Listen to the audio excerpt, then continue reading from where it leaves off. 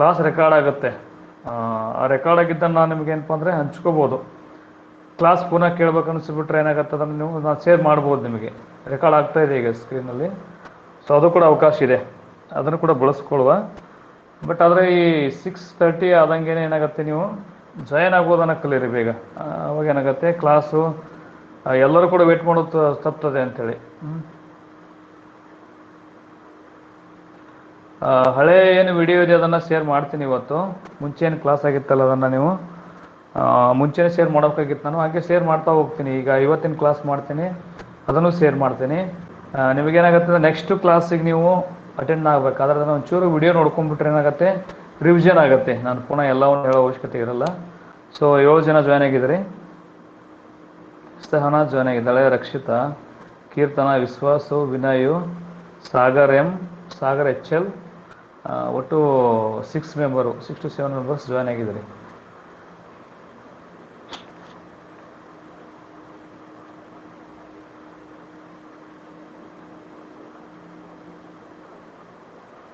Start ಮಾಡೋದು class?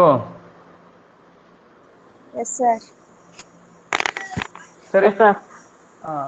ಈಗಾಗಲೇ ಏನಂತಂದ್ರೆ ರಾಸಾಯನಿಕ ವಿಧಗಳು ನೋಡ್ತಾ ಹೋದ್ವಿ. ರಾಸಾಯನಿಕ ಸಂಯೋಗ, ರಾಸಾಯನಿಕ ವಿಭಜನೆ, ರಾಸಾಯನಿಕ ಸ್ಥಾನಪಲ್ಲಟ, ರಾಸಾಯನಿಕ ದ್ವಿಸ್ಥಾನಪಲ್ಲಟ ಅಂತ ಒಟ್ಟು 4 ವಿಧಗಳನ್ನ ನಾವು ನೋಡಿದ್ವಿ.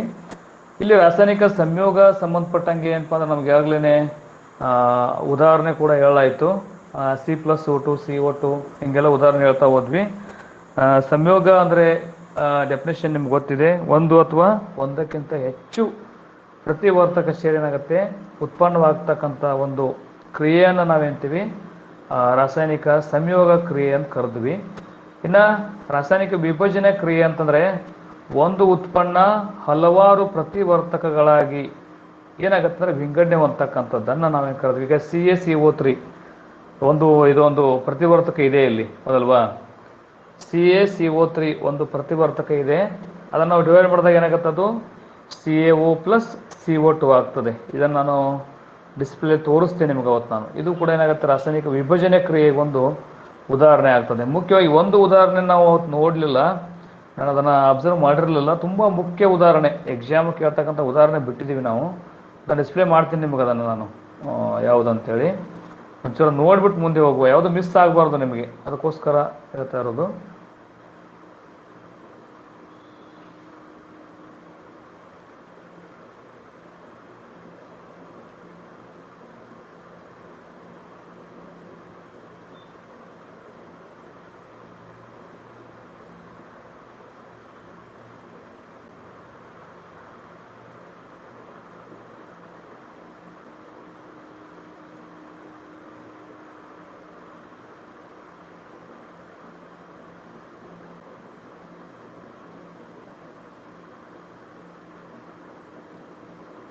ನೋಡಿ, ಇಲ್ಲೊಂದು ಕ್ರಿಯೆ ಇದೆ, ರಾಸಾಯನಿಕ ವಿಭಜನೆ ಕ್ರಿಯೆ. ಇದು ಎಕ್ಸಾಮ್ನಲ್ಲಿ ರಿಯಾಕ್ಷನ್ ಅತಿ ಹೆಚ್ಚು ಬಾರಿ ಕೇಳಿದಾನೆ ಪ್ರಶ್ನೆನ. ಸಿಂಗಲ್ ಆನ್ಸರ್ ಬರೋದು ಜಾಸ್ತಿ ಇಲ್ಲಿ. ಏನಂದರೆ ಸೀಸದ ನೈಟ್ರೇಟನ್ನು ಕಾಸುವುದು ಮತ್ತು ನೈಟ್ರೋಜನ್ ಡೈಆಕ್ಸೈಡ್ನ ಬಿಡುಗಡೆ ಅಂತೇಳಿ ಒಂದು ಚಟುವಟಿಕೆ ಇದೆ ನೋಡಿ. ಈ ಚಟುವಟಿಕೆ ಕಾಣ್ತಾ ಇದ್ದೀನಿ ಬುಕ್ಕಲ್ಲಿ, ನೋಡಿ ಇದನ್ನು. ಉಷ್ಣ ವಿಭಜನೆ ಕ್ರಿಯೆಗೆ ಇನ್ನೊಂದು ಉದಾಹರಣೆ ಇದೆ, ಅದನ್ನು ಬಿಟ್ಬಿಟ್ಟಿದ್ದೀವಿ ನಾವು. ಇದನ್ನು ಉದಾಹರಣೆನ ಕಾಣಿಸ್ತಿದೆಯಲ್ವ ಸ್ಕ್ರೀನು?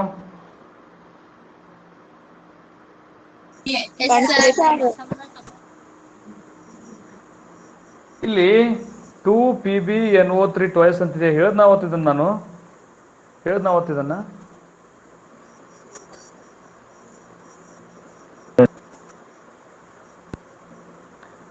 ಅದೇ ಹೇಳಿಲ್ಲ ಅವತ್ತಿದ್ದನ್ನು ನಾನು. 2PbNO3 twice ಬರ್ಕೊಳ್ಳಿದನ್ನು. ಇದಕ್ಕೆ ಸೀಸದ ನೈಟ್ರೇಟ್ ಅಂತ ಕರೀತಾರೆ. ಇದಕ್ಕೆ PB ಅಂದರೆ ನಮ್ಗೆ ಅವತ್ತು ಬಂತು ನೋಡಿ, ಕನ್ನಡಿಗನಾದ ನಾನು ಕಾಲ್ ಮಾಡಿದಾಗ ಅಲ್ಲಿ ಜಿಂಕ್ ಫೆರಸ್ ಪಾಟ್ನೊಳಗೆ ಹೊಳೆಯುತ್ತಿದ್ದವು ಅಂತೇಳಿ. ಪಾಟ್ನೊಳಗೆ ಅಂದಾಗ ನಾವು PB ಅಂತ ತೊಗೊಂಡ್ವಿ. PB ಅಂದರೆ ಬೇರೆ ಅಲ್ಲ, ಅದು ಸೀಸ ಅಂತ ಅರ್ಥ. ಇಲ್ಲಿ ನಮಗೆ ಇಷ್ಟೇ ಕೊಡ್ತಾನೆ ಅವನು, 2PbNO3 ಟ್ವೈಸ್. ಈ ಒಂದು ಸಂಯುಕ್ತವನ್ನು ವಿಭಜನೆ ಕ್ರಿಯೆಗೆ ಒಳಪಡಿಸಿ ಅಂತ ಕೊಡ್ತಾನೆ. ಇದನ್ನು 2PbNO3 ಟ್ವೈಸ್ ಕೊಡ್ತಾನೆ. ಅವಾಗ ನಾವು ಅದು ಮಾಡ್ಕೋಬೇಕು, ಅದನ್ನು 2PbO+4NO2+O2 ಅಂತ ಮಾಡಬೇಕಾಗತ್ತೆ. ಇಲ್ಲಿ ಮುಖ್ಯವಾಗಿ ಒಂದು ಪ್ರಶ್ನೆ ಬರುತ್ತೆ ಇಲ್ಲಿ. ಸೀಸದ ನೈಟ್ರೇಟನ್ನು ಕಾಸುವ ಕ್ರಿಯೆ ಮೂಲಕ ಬಿಡುಗಡೆಯಾಗುವ ಕಂದು ಬಣ್ಣದ ಧೂಮ ಯಾವುದು ಅಂತ ಕೇಳ್ತಾನೆ. ನೋಡಿ, ಸೀಸದ ನೈಟ್ರೇಟ್ ಅನ್ನು ಕಾಸುವ ಕ್ರಿಯೆಯಲ್ಲಿ ಬಿಡುಗಡೆಯಾಗುವ ಅಥವಾ ಸೀಸದ ನೈಟ್ರೇಟ್ಗೆ ಉಷ್ಣವನ್ನು ನೀಡಿದಾಗ ಬಿಡುಗಡೆಯಾಗುವ ಕಂದು ಬಣ್ಣದ ಧೂಮ ಯಾವುದು ಅಂತ ಕೇಳ್ತಾನೆ. ಅದು ನೈಟ್ರೋಜನ್ ಡೈಆಕ್ಸೈಡ್ ಅಂದರೆ NO2. ಏನು ಕಾಣಿಸ್ತಿಲ್ಲ 4NO2 ಅಂತೇಳಿ. 4 ಬರೀ ನಂಬರ್ ಅಷ್ಟೇ, ಅರ್ಥ ಮಾಡ್ಕೊಳ್ಳಿ, ಬ್ಯಾಲೆನ್ಸಿಂಗ್ ನಂಬರ್ ಅಷ್ಟೇ 4. ಅದು NO2 ಮುಖ್ಯ ಆಗತ್ತಿಲ್ಲಿ. ನಿಮಗೆ ಗೊತ್ತು NO2 ಅಂದರೆ ನೈಟ್ರೋಜನ್ ಡೈಆಕ್ಸೈಡ್. ನಾವು CO2 ನೋಡಿದ್ವಿ, ಅಲ್ಲಿ CO2 ತೊಗೊಂಡಾಗ ಕಾರ್ಬನ್ ಡೈಆಕ್ಸೈಡ್ ಅಂದ್ವಿ, ಇಲ್ಲಿ NO2 ತೊಗೊಂಡಾಗ ಏನಾಯಿತು, ನೈಟ್ರೋಜನ್ ಡೈಆಕ್ಸೈಡ್ ಆಯಿತು. ಸೊ ಅದೇ ನೋಡ್ತಾ ಇದೀವಲ್ಲ, ಇಲ್ಲಿ ಈ ಭಾಗವನ್ನು ನೋಡ್ತಾ ಇದೀವಲ್ಲ, ಈ ಭಾಗ ಏನು ಕಾಣಿಸುತ್ತಲ್ಲ, ಇದು ಕಂದು ಬಣ್ಣದ ಧೂಮ. ಎಕ್ಸಾಂಪಲ್ ಪ್ರಶ್ನೆ ಬಂದಿತ್ತು, ಬರ್ಕೊಳ್ಳಿ, ಪ್ರಶ್ನೆ ಬರ್ಕೊಳ್ಳಿ.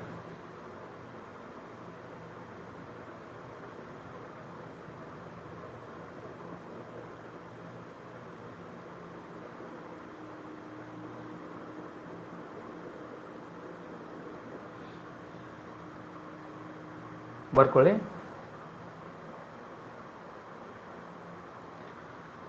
ಸೀಸದ ನೈಟ್ರೇಟ್ ಅನ್ನು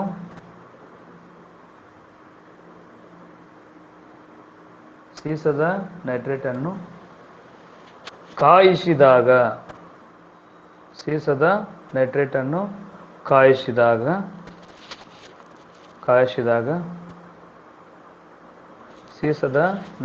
ಅನ್ನು ಕಾಯಿಸಿದಾಗ ಬಿಡುಗಡೆಯಾಗುವ ಕಂದು ಬಣ್ಣದ ಧೂಮ ಯಾವುದು?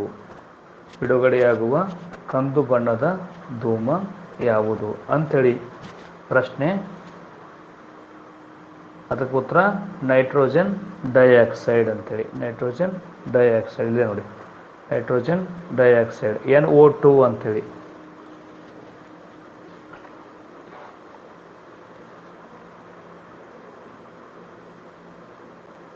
ಬರ್ದಾಯ್ತಾ?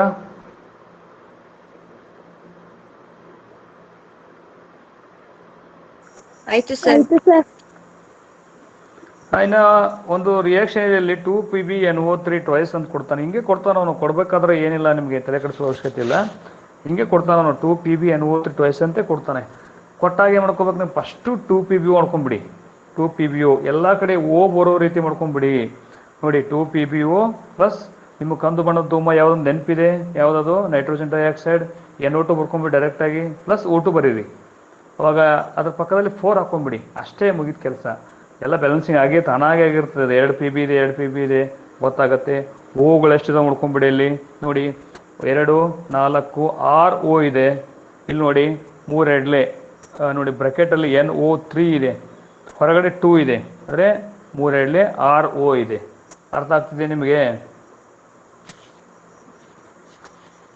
ಆಮೇಲೆ 4 N ಇದೆ ನೋಡಿ, ಅಲ್ಲಿ ಕೂಡ 2 ಎಲ್ಲಕ್ಕೂ ಅಪ್ಲೈ ಆಗ್ತದೆ. ಅಲ್ಲಿ 2Pb 2N ಅದರಲ್ಲಿ ಹೊರಗಡೆ ಬೇರೆ 2 ಇದೆ, ಅದಕ್ಕೆ 4 N. ಅರ್ಥ ಆಯ್ತಾ? 2Pb 2N ಅಂತ ಬರ್ಕೋಬೇಕು ಅದನ್ನು ನಾವು. 2 Pb ಇದೆ 2 N ಇದೆ, ಅಂದರೆ ಇಲ್ಲಿ ಹೊರಗಡೆ 2 ಇದೆಯಲ್ಲ 2, ಅದು ಕೂಡ ಅಲ್ಲಿ ಅಪ್ಲೈ ಆಗ್ತದೆ. ಸೊ ಹಂಗಾಗಿ ಏನಂದರೆ 2 Pb 4 N ಅಂತ ಅರ್ಥ. ಈ ರಿಯಾಕ್ಷನನ್ನು ಕೇಳ್ತಾನೆ, ಪ್ರಾಕ್ಟೀಸ್ ಮಾಡಿ. ಏನು ಸರ್ ಹಿಂಗೆಲ್ಲ ನಮ್ಗೆ ಅರ್ಥ ಆಗಲ್ಲ ಸರ್ ರಿಯಾಕ್ಷನ್ ಅಂತಾರೆ, ಏನು ಸಮಸ್ಯೆ ಇಲ್ಲ. ನಿಮಗೆ ಒಂಚೂರು ಅದನ್ನು ನೀವು ಒಂದು ಹಾಳೆಲ್ಲ ಬರ್ಕೊಂಡ್ಬಿಟ್ಟು ಪದೇ ನೋಡ್ತಾ ಇದ್ದರೆ ಎಲ್ಲ ರಿಯಾಕ್ಷನ್ಗಳು ಸಿಂಪಲ್ ಆಗ್ತವೆ. ಒಂದು ಚಿಕ್ಕದು ಬುಕ್ ಮಾಡಿಬಿಟ್ಟು ಯಾವುದು ಇಂಪಾರ್ಟೆಂಟ್ ಅಂತ ಹೇಳ್ತಾರೆ, ಯಾವುದೇ ಸಬ್ಜೆಕ್ಟ್ ಆಗಿರಲಿ, ವಿಜ್ಞಾನ ಆಗಿರಲಿ, ಯಾವುದೇ ಆಗಿರಲಿ, ಬುಕ್ಕಲ್ಲಿ ಅದನ್ನು ಒಂದು ಸೈಡಲ್ಲಿ ಬರ್ಕೊಂಡ್ರೆ ತುಂಬಾ ಸಿಂಪಲ್ ಆಗುತ್ತೆ ರಿಯಾಕ್ಷನ್. ಈಗ 2PbNO3 ಟ್ವೈಸ್ ಅವನೇ ಕೊಟ್ಟಿರ್ತಾನೆ, ನೀವೇನು ಮಾಡಬೇಕಾಗಿಲ್ಲ, 2PbO plus 4NO2 plus O2 ಎಲ್ಲ ಕಡೆನೂ O ಬರಂಗೆ ನೋಡ್ಕೋಬೇಕು. ಎಲ್ಲ ಕಡೆನೂ 2 O ಬರಂಗೆ ನೋಡ್ಕೋಬೇಕಷ್ಟೇ, ಹೌದಲ್ವಾ? ಈಗ 2Pb 2O, 4NO2 ಅಲ್ಲಿ ನೋಡಿ 2 O ಬಂದಿದೆ, ಈ ಕಡೆ ನೋಡಿ ಇಲ್ಲಿ O ಬಂದಿದೆ. ಅಷ್ಟು ಮಾಡಿ. ಇದಕ್ಕೂ ಏನಾಗುತ್ತೆ, ಇಂಪಾರ್ಟೆಂಟ್ ಅದು ಮಿಸ್ ಆಗಿತ್ತು ಇದು, ಅದಕ್ಕೆ ಇದನ್ನು ಮತ್ತೆ ಪುನಃ ನಿಮಗೆ ನೆನಪಿಸ್ಬೇಕಾದ ಅನಿವಾರ್ಯತೆ ಇತ್ತು. ಮುಂದೆ ಹೋಗುವಂಗಾದ್ರೆ ಅರ್ಥ ಆಯ್ತಾ ಇದು?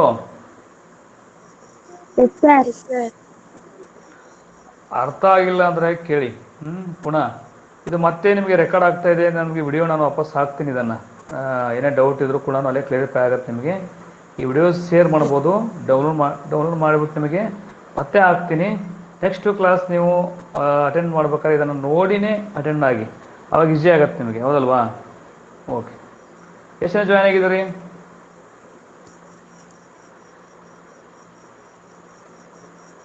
ಎಂಟು ಜನ ಜಾಯ್ನ್ ಆಗಿದ್ದೀರಿ? 8 ಜನ, ಹೌದು. ತುಂಬ ಕಡಿಮೆ ಆಯಿತು, ಇನ್ನೂ ಸ್ವಲ್ಪ ಜಾಸ್ತಿ ಜನ ಜಾಯ್ನ್ ಆಗಬೇಕು. ಅವಕಾಶಗಳು ಸಿಗಲ್ಲ, ಯಾಕಂದರೆ ನಿಮಗೆ ಅಲ್ಲಿ ಟೀಚರ್ಸ್ ಇಲ್ಲ ಅಂತೇಳಿ ನಿಮಗೆ ನಿಮ್ಮ ಬ್ಯಾಚ್ಗಳು ಏನೋ ನಿಮಗೆ ಅಟ್ಯಾಚ್ಮೆಂಟ್ ಜಾಸ್ತಿ ಇದೆ ಅಂತೇಳಿ ತುಂಬ ಕ್ಲಾಸ್ ಮಾಡ್ತಾ ಇರೋದು. ಸೊ ಹಾಗಾಗಿ ಏನಾಗುತ್ತೆ, ಯೂಸ್ ತೊಗೊಳ್ಳಿ, ಏನು ಹೇಳಿ ಕ್ಲಾಸಲ್ಲಿ ಹೋಗ್ಬಿಟ್ಟು ಪಿ ಎನ್ ಸರ್ ಕ್ಲಾಸ್ ಮಾಡ್ತಾ ಇದ್ದಾರೆ. ಸೊ ಸಾಯಂಕಾಲ ಒಂದು 7ರಿಂದ 8 ಗಂಟೆ 8:30ವರೆಗೂ ಇರ್ತದೆ.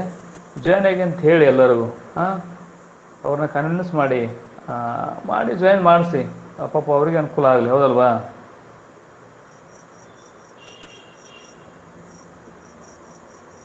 ಸರ್ ನೆಕ್ಸ್ಟ್ ಹೋಗುವಂಗಾದ್ರೆ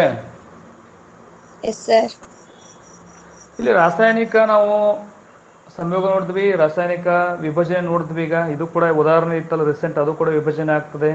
ನೆಕ್ಸ್ಟ್ ಬರೋದು ರಾಸಾಯನಿಕ ಸ್ಥಾನಪಲ್ಲಟ ಅಂತೇಳಿ.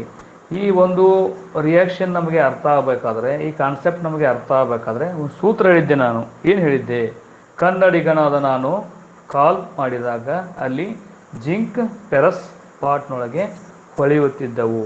ಕ್ಯೂರಿಯಾಸಿಟಿ ಹೆಚ್ಚಾಗಿ ಕೇಳಿದೆ, ಅಲ್ಲಿ ನಾನು ಚಿನ್ನ, ಬೆಳ್ಳಿ, ಪ್ಲಾಟಿನಮ್ ಇದೆ ಎಂದು ಅಂತ ಒಂದು ಸೂತ್ರ ಹೇಳಿದ್ದೆ. ಆ ಸೂತ್ರ ಏನಕ್ಕೆ ಅಂದರೆ ಅದು ಲೋಹ ಅಲೋಹಗಳ ಅಧ್ಯಾಯದಲ್ಲೂ ಕೂಡ ಬರುತ್ತೆ, ಇಲ್ಲಿ ಕೂಡ ಅನುಕೂಲ ಆಗುತ್ತೆ ಡೆಫಿನೇಷನ್ ಅರ್ಥ ಆಗ್ಬೇಕಾದ್ರೆ. ನಮಗೆ ಡೆಫಿನೇಷನ್ ಬರ್ಕೊಳ್ಳಿ, ರಾಸಾಯನಿಕ ಸ್ಥಾನಪಲ್ಲಟ ಅಂದ್ರೆ ಬರ್ಕೊಳ್ಳಿ. ಇಲ್ಲಿ ಬರ್ಸಿದ್ದೀನಿ ಅನ್ಸುತ್ತೆ ನಿಮಗೆ.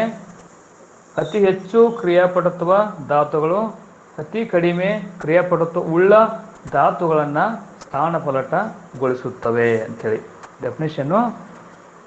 ರಾಸಾಯನಿಕ ಸ್ಥಾನಪಲ್ಲಟ ಅಂದರೆ ಸಿಂಪಲ್ ಆಗಿ ಅತಿ ಹೆಚ್ಚು ಕ್ರಿಯಾಪಟುತ್ವ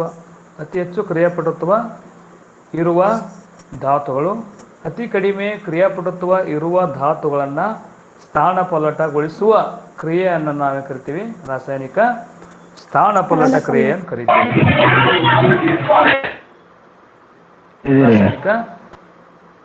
ರಾಸಾಯನಿಕ ಸ್ಥಾನಪಲ್ಲಟ ಕ್ರಿಯೆ ಅಂತ ಕರಿತೀವಿ. ಹಾಗಾದಾಗ ಇಲ್ಲಿ ಅತಿ ಹೆಚ್ಚು ಕ್ರಿಯಾಪಟುತ್ವ ಯಾವುವು ಸರ್, ಯಾವ ಅತಿ ಕಡಿಮೆ ಕ್ರಿಯಾಪಟುತ್ವ ಸರ್ ಅಂದಾಗ ಏನಾಗುತ್ತೆ, ಸಿಂಪಲ್ ಆಗಿ ಏನು ನೋಡ್ತಾ ಇದ್ವಿ, ಕನ್ನಡಿಗ ಕೆ, ನಾದ NA, ಕನ್ನಡಿಗನಾದ ನಾನು, ಕಾಲ್ CA, ಮಾಡಿದಾಗ MG, ಹೌದಲ್ವಾ? ಕನ್ನಡಿಗನಾದ ನಾನು ಕಾಲ್ ಮಾಡಿದಾಗ ಅಲ್ಲಿ ಏನು ಬರ್ತಲ್ಲ, ಕೆ ಬರ್ಕೊಂಡಿದ್ರೆ ನೋಡಿ ನೀವು ಅದನ್ನು. ಕೆ ಕನ್ನಡಿಗನಾದ NA, ಕಾಲ್ ಮಾಡಿದಾಗ KNA, MG CA, ಇಲ್ಲಿವರೆಗೆ ಏನು ಬರ್ತಾವಲ್ಲ 4, ಫಸ್ಟು 4 ಏನಪ್ಪ ಅಂದರೆ ಅತಿ ಹೆಚ್ಚು ಕ್ರಿಯಾಪಟುತ್ವ ಧಾತುಗಳವು. ಅರ್ಥ ಮಾಡ್ಕೊಂಬಿಡಿ, ಅತಿ ಹೆಚ್ಚು ಕ್ರಿಯಾಪಟುತ್ವ ಧಾತುಗಳಾಗ್ತಾವವು. ಎಲ್ಲಿಂದ ಅಂದರೆ ಅಲ್ಯೂಮಿನಿಯಂವರೆಗೂ.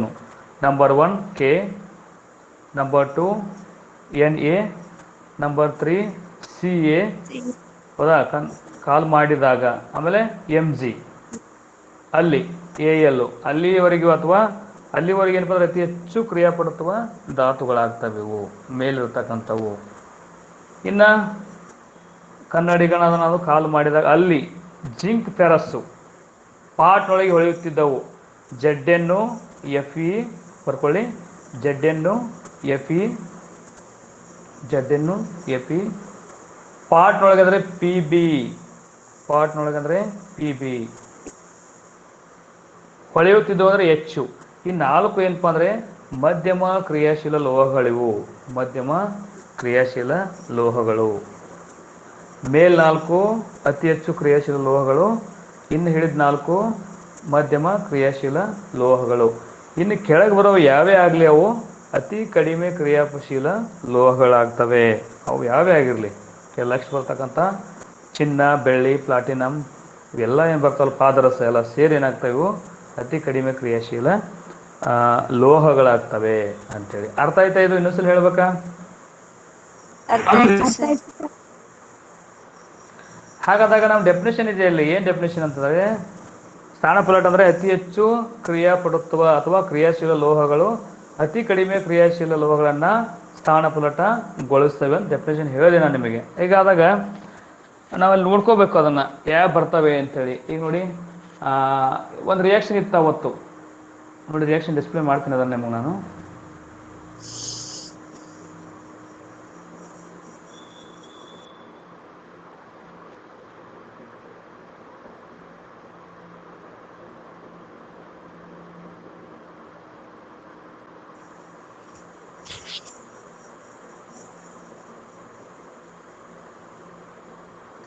ಹ್ಞೂ ಇಲ್ಲಿ ಸ್ಥಾನಪಲ್ಲಟ ಕ್ರಿಯೆ ಇದೆ ನೋಡಿ. ಏನು ಕಾಣಿಸ್ತಿದೆಯಲ್ವ ಇಲ್ಲಿ ತಾಮ್ರದ ಸಲ್ಫೇಟ್ ನೋಡಿ. ಇದು ಒಂದು ನಾನು ಲ್ಯಾಬಲ್ಲಿ ಇದನ್ನು ಪ್ರಯೋಗ ಮಾಡಿಸ್ತಾ ಇದ್ದೆ, ಅಲ್ಲಿದ್ದರೆ ಅದು ಮಿಸ್ ಆಯ್ತು ನಿಮಗೆ. ತುಂಬ ಚೆನ್ನಾಗಿದೆ ಅದು ಪ್ರಯೋಗ. ಏನು ಕಾಣಿಸ್ತಿದೆಯಲ್ಲ ಅಲ್ಲಿ ಕಿತ್ತಳೆ ಬಣ್ಣ ಅಥವಾ ನೀಲಿ ಬಣ್ಣದ ಕಾಣಿಸ್ತಿದೆಯಲ್ವ, ಅದು ಅದು ತಾಮ್ರದ ಸಲ್ಫೇಟ್.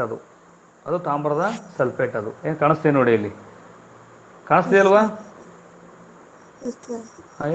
ಏನು ಕಾಣಿಸ್ತಿದೆಯಲ್ಲ ಇಲ್ಲಿ, ಈ ಭಾಗ ಏನಿದೆಯಲ್ಲ ಅದು ಮೋಡದ ಬಣ್ಣದ ಕಲರ್ ಕಾಣಿಸ್ತಿದೆಯಲ್ಲ, ನೀಲಿ ಬಣ್ಣದ ಏನು ಕಾಣಿಸ್ತಿದೆಯಲ್ಲ, ಆ ಬಣ್ಣ ಏನಪ್ಪ ಅಂದ್ರೆ ಅದು ತಾಮ್ರದ ಸಲ್ಫೇಟ್. ಅದನ್ನು ಹಾಕೋತೀವಿ, ಒಂದು ಬೀಕರಲ್ಲಿ ಹಾಕೊತೀವಿ. ಹಾಕೊಂಡು ಏನು ಮಾಡ್ತೀವಿ ಅಂದರೆ ಅಲ್ಲಿ ಮೊಳೆಗಳನ್ನು ಬಳಸ್ತೀವಿ. ಕಬ್ಬಿಣದ ಮೊಳೆಗಳನ್ನು ಬಳಸ್ತೀವಿ. ಆ ಕಬ್ಬಿಣದ ಮೊಳೆಗಳನ್ನು ಏನಪ್ಪ ಅಂತಂದರೆ ಇಲ್ಲಿ ನೋಡಿ, ಕಬ್ಬಿಣದ ಮೊಳೆ ಇದೆ ಈ ಥರ, ಅದ್ರಲ್ಲಿ ಒಳಗಡೆ ಅದ್ದು ಬಿಟ್ಟರೆ ಒಂದು 2 ನಿಮಿಷ ಇಟ್ಟರೆ ಸಾಕು. 2 ನಿಮಿಷ ಇಟ್ಬಿಟ್ರೆ ಏನಾಗುತ್ತಂದರೆ ಆ ಮೊಳೆ ಏನಾಗುತ್ತೆ, ಕಪ್ಪಾಗಿ ಹೋಗುತ್ತದು,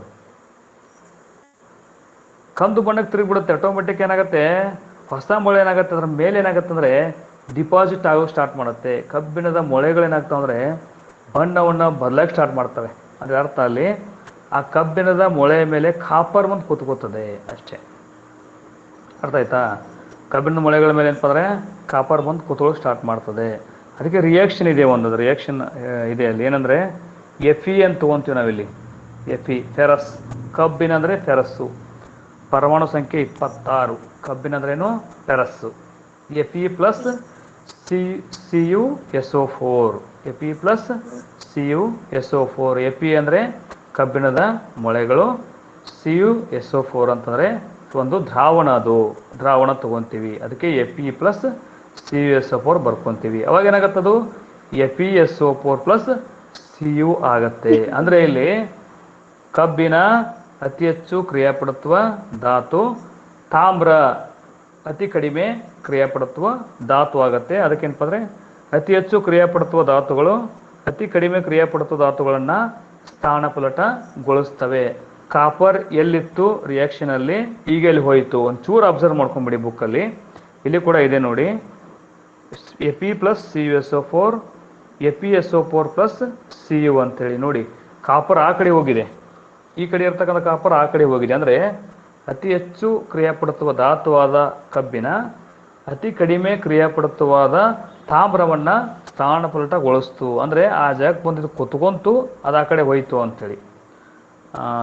ಸೊ ಹಾಗಾಗಿ ಏನಪ್ಪ ಅಂದ್ರೆ ಏನಾಗುತ್ತೆ ಇಲ್ಲಿ ಇಷ್ಟು ಇದು ರಿಯಾಕ್ಷನ್ ಆಗ್ತದೆ. ಅರ್ಥ ಆಯ್ತಾ? ಇದು ಒಂದ್ಸಲ ಹೇಳ್ಬೇಕಾ? ಅಂದರೆ ಅಂದರೆ ಅಂದರೆ ಈ ಸಿಂಪಲ್ ಆಗಿರ್ತಕ್ಕಂಥ ರಿಯಾಕ್ಷನ್ನು ನೀವಲ್ಲಿ ನೋಡ್ತಾ ಬನ್ನಿ. ಕನ್ನಡಿಗ ನಾನು ಕಾಲ್ ಮಾಡಿದಾಗ ಅಲ್ಲಿ ಜಿಂಕ್ ಪೆರಸ್ ಮೊದಲು ಬಂತು. ಪೆರಸ್ ಪಾಟ್ನೊಳಗೆ ಹೊಳೆಯುತ್ತಿದ್ದವು. ಕ್ಯೂರಿಯಾಸಿಟಿ ಅಂತೇಳಿ ಆಮೇಲೆ ಬಂತು. ಅಂದರೆ ಮೊದಲು ಬರ್ತಕ್ಕಂಥವೆಲ್ಲವೂ ಕೂಡ ಅತಿ ಹೆಚ್ಚು ಕ್ರಿಯಾಪಟುತ್ವ ಆಗ್ತವೆ, ಆಮೇಲೆ ಬರ್ತಕ್ಕಂಥವೆಲ್ಲವೂ ಕೂಡ ಅತಿ ಕಡಿಮೆ ಕ್ರಿಯಾಪಟುತ್ವ ಆಗ್ತವೆ. ಸೊ ಪೆರಸ್ ಅಂತಕ್ಕಂಥದ್ದು ಮಧ್ಯಮ ಕ್ರಿಯಾಶೀಲ ಲೋಹ, ಕಾಪರ್ ಏನಪ್ಪ ಅಂದರೆ ಅತಿ ಕಡಿಮೆ ಕ್ರಿಯಾಶೀಲ ಲೋಹ. ಮಧ್ಯಮ ಕ್ರಿಯಾಶೀಲ ಲೋಹವಾದ ಪೆರಸ್ ಏನು ಮಾಡಿದೆ, ಕೊನೆಯ ಅತಿ ಕಡಿಮೆ ಕ್ರಿಯಾಶೀಲವಾದ ತಾಮ್ರವನ್ನು ಸ್ಥಾನಪಲ್ಲಟಗೊಳಿಸಿದೆ ಅಂತ ಅರ್ಥ. ಸೊ ಇಷ್ಟೇ ಡೆಫಿನೇಷನ್ನು. ಅತಿ ಹೆಚ್ಚು ಕ್ರಿಯಾಶೀಲ ಲೋಹಗಳು ಅತಿ ಕಡಿಮೆ ಕ್ರಿಯಾಶೀಲ ಲೋಹಗಳನ್ನು ಸ್ಥಾನಪಲ್ಲಟಗೊಳಿಸುವ ಕ್ರಿಯೆ ಏನಾಗುತ್ತೆ ಇಲ್ಲಿ, ಸ್ಥಾನಪಲ್ಲಟ ಕ್ರಿಯೆ ಆಗ್ತದೆ. ಅರ್ಥ ಆಯ್ತಾ ಇದು? ಸೊ ರಿಯಾಕ್ಷನ್ ಬರ್ಕೊಂಬಿಡಿ ಹಂಗಾರೆ. ಇಲ್ಲಿದೆ ನೋಡಿ ರಿಯಾಕ್ಷನ್ ಇದೆ ನೋಡಿ ಇಲ್ಲಿ. Fe plus CuSO4. Arrow mark ಅದು ಮಧ್ಯದ್ದು, ಎರೋ ಮಾರ್ಕ್ ಹಾಕೋಬೇಕು. ಅದು ರಾಂಗ್ ಆಗಿದೆ, ಯಾಕೋ ಒಂಚೂರು ಎರೋ ಮಧ್ಯೆ ಗೆರೆ ಇಡಬೇಕು.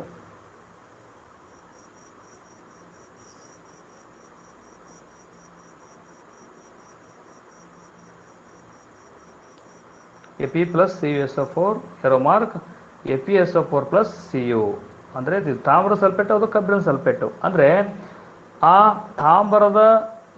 ಆ ಕಬ್ಬಿಣದ ಮೊಳೆಯ ಮೇಲೇನಪ್ಪ ಅಂದರೆ ಯಾವ್ದು ಬಂದಿದೆ, ಸಲ್ಫೇಟ್ SO4 ಬಂದು ಕುತ್ಕೊಂಡಿದೆ ಅಂತ ಅರ್ಥ. ಅದು ಆ ಕಪ್ ಆಗ್ಲಿಕ್ಕೆ ಕಾರಣ ಯಾವ್ದು ಬಂದರೆ ಸಲ್ಫೇಟ್ ಅಂತ ಅರ್ಥ.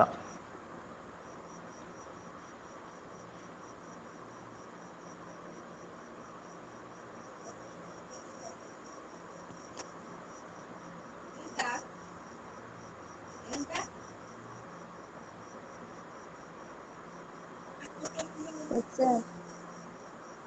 ಬರ್ದಾಯ್ತಾ? ಎಲ್ಲರೂ ಬರ್ಕೊಂಡ್ರಾ? ಮೆಸೇಜ್ ಮಾಡಿ.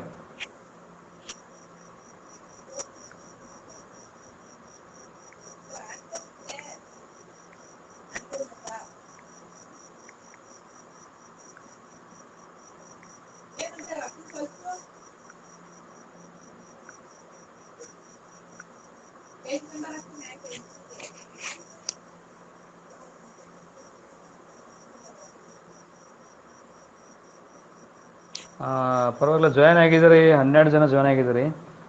ಎನ್ರೋಲ್ ಆಗಿದ್ದು 13 ಜನ. ಅಂದರೆ ಎಲ್ಲ ಒಟ್ಟಿನಲ್ಲಿ ಎಲ್ಲ ಜಾಯ್ನ್ ಇದ್ದೀರಿ ಕ್ಲಾಸಲ್ಲಿ. ಸೊ ಇನ್ನೂ ಜಾಯ್ನ್ ಆಗಬೇಕು. ನನ್ನ ಪ್ರಕಾರ ಹೋದ ವರ್ಷ ನಾನು ಗೂಗಲ್ ಮೀಟಲ್ಲಿ ಕ್ಲಾಸ್ ಮಾಡಿದಾಗ ಒಂದು 22, 23ವರೆಗೂ ಜಾಯ್ನ್ ಆಗೋರು. ಏನಿದೆ ನಿಮ್ಮ ಸೀನಿಯರ್ ಬ್ಯಾಚಿಗೆ ಎಲ್ಲರೂ ಪಾಸ್ ಅಂತೇನು ಘೋಷಣೆ ಆಯ್ತಲ್ಲ ಆ ಬ್ಯಾಚು, ಒಟ್ಟು ಜಾಯ್ನ್ ಆಗೋ ಸಂಖ್ಯೆ 23 ಆಗಿತ್ತು. ಸೊ ಅದರಲ್ಲಿ ಕೆಲವರು ಇರ್ತಾರೆ ತುಂಬಾ ಕೊಚ್ಕೋತಾ ಇರ್ತಾರೆ. ನಾನು ಪಾಸ್ ಆದ ನೋಡು, ನಾನು 90 ಮಾಡಿದೆ, 85 ಮಾಡಿದೆ, 80% ಮಾಡಿದೆ ಅಂತೇಳಿ.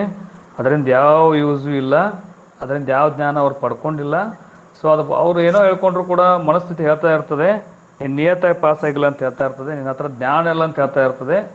ಸೊ ಅದು ವಿದ್ಯೆ ಪಡ್ಕೊಂಡ್ರು ಕೂಡ ಅದೇನಪ್ಪ ಅಂದರೆ ಮುಂದೆ ಏನಾಗುತ್ತೆ ಅಂತಾರಲ್ಲ, ಹೇಳಿದ್ನಲ್ಲ, ನಾನು ನಿನ್ನ ಸ್ಟೇಟಸ್ ಹಾಕಿದ್ದೀನಿ ನಾನೊಂದು. ಹಂಗಂದ ತಕ್ಷಣ ಏನೋ ಸೈನ್ಸ್ ತೊಗೊಂಡ್ಬಿಟ್ರೆ ಸೈನ್ಸ್ ನಿಮ್ಮನ್ನು ತೊಗೋತದೆ ಅಂಥೇಳಿ. ಅದೇ ಹುಮ್ಮಸ್ಸಲ್ಲಿ ನಾನು ಮಾಡಿದೆ 90 ರಿಸಲ್ಟ್ ಅಂದ್ಕೊಂಡು ಅಲ್ಲ. ನಾನು ತುಂಬ ಬುದ್ಧಿವಂತ ಇದ್ದ, ಅಥವಾ ಅವ್ನು ಚೆನ್ನಾಗಿ ಓದ್ತಾ ಇದ್ದ, ಅಥವಾ ಅವ್ನಿಗೆ ಹತ್ರ ಬೇಸಿಕ್ ಇತ್ತು ವಿಜ್ಞಾನ ಮತ್ತು ಮ್ಯಾಥ್ಸ್ ಅಂತಂದರೆ ಸಮಸ್ಯೆ ಇಲ್ಲ. ಸೊ ಏನು ಬೇಸಿಕ್ ಇಲ್ಲ, ನಾನು 90% ಮಾಡಿದ್ದೀನಿ ಅಂತ ಹೋಗಿ ಏನಾದರೂ ಮಾಡಿದ್ರೆ ಕಷ್ಟ ಆಗ್ತದೆ. ಅಷ್ಟು ಸುಲಭ ಏನಲ್ಲ. ಇದು ಅರ್ಥ ಆಯ್ತಾ? ಇದು ಕಾನ್ಸೆಪ್ಟ್ ನಿಮಗೆ ಸ್ಥಾನಪಲ್ಲಟ? Yes sir. ನೋಡಿ, ರಾಸಾಯನಿಕ ದ್ವಿಸ್ಥಾನಪಲ್ಲಟ ನೋಡೋಣ. ನೆಕ್ಸ್ಟ್ ಬರ್ಕೊಂಬಿಡಿ, ರಾಸಾಯನಿಕ ದ್ವಿಸ್ಥಾನಪಲ್ಲಟ.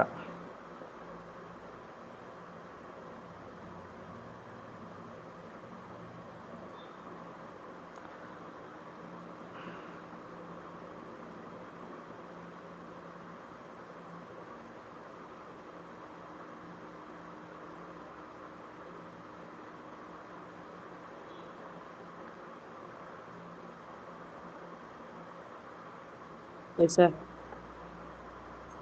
Yes sir.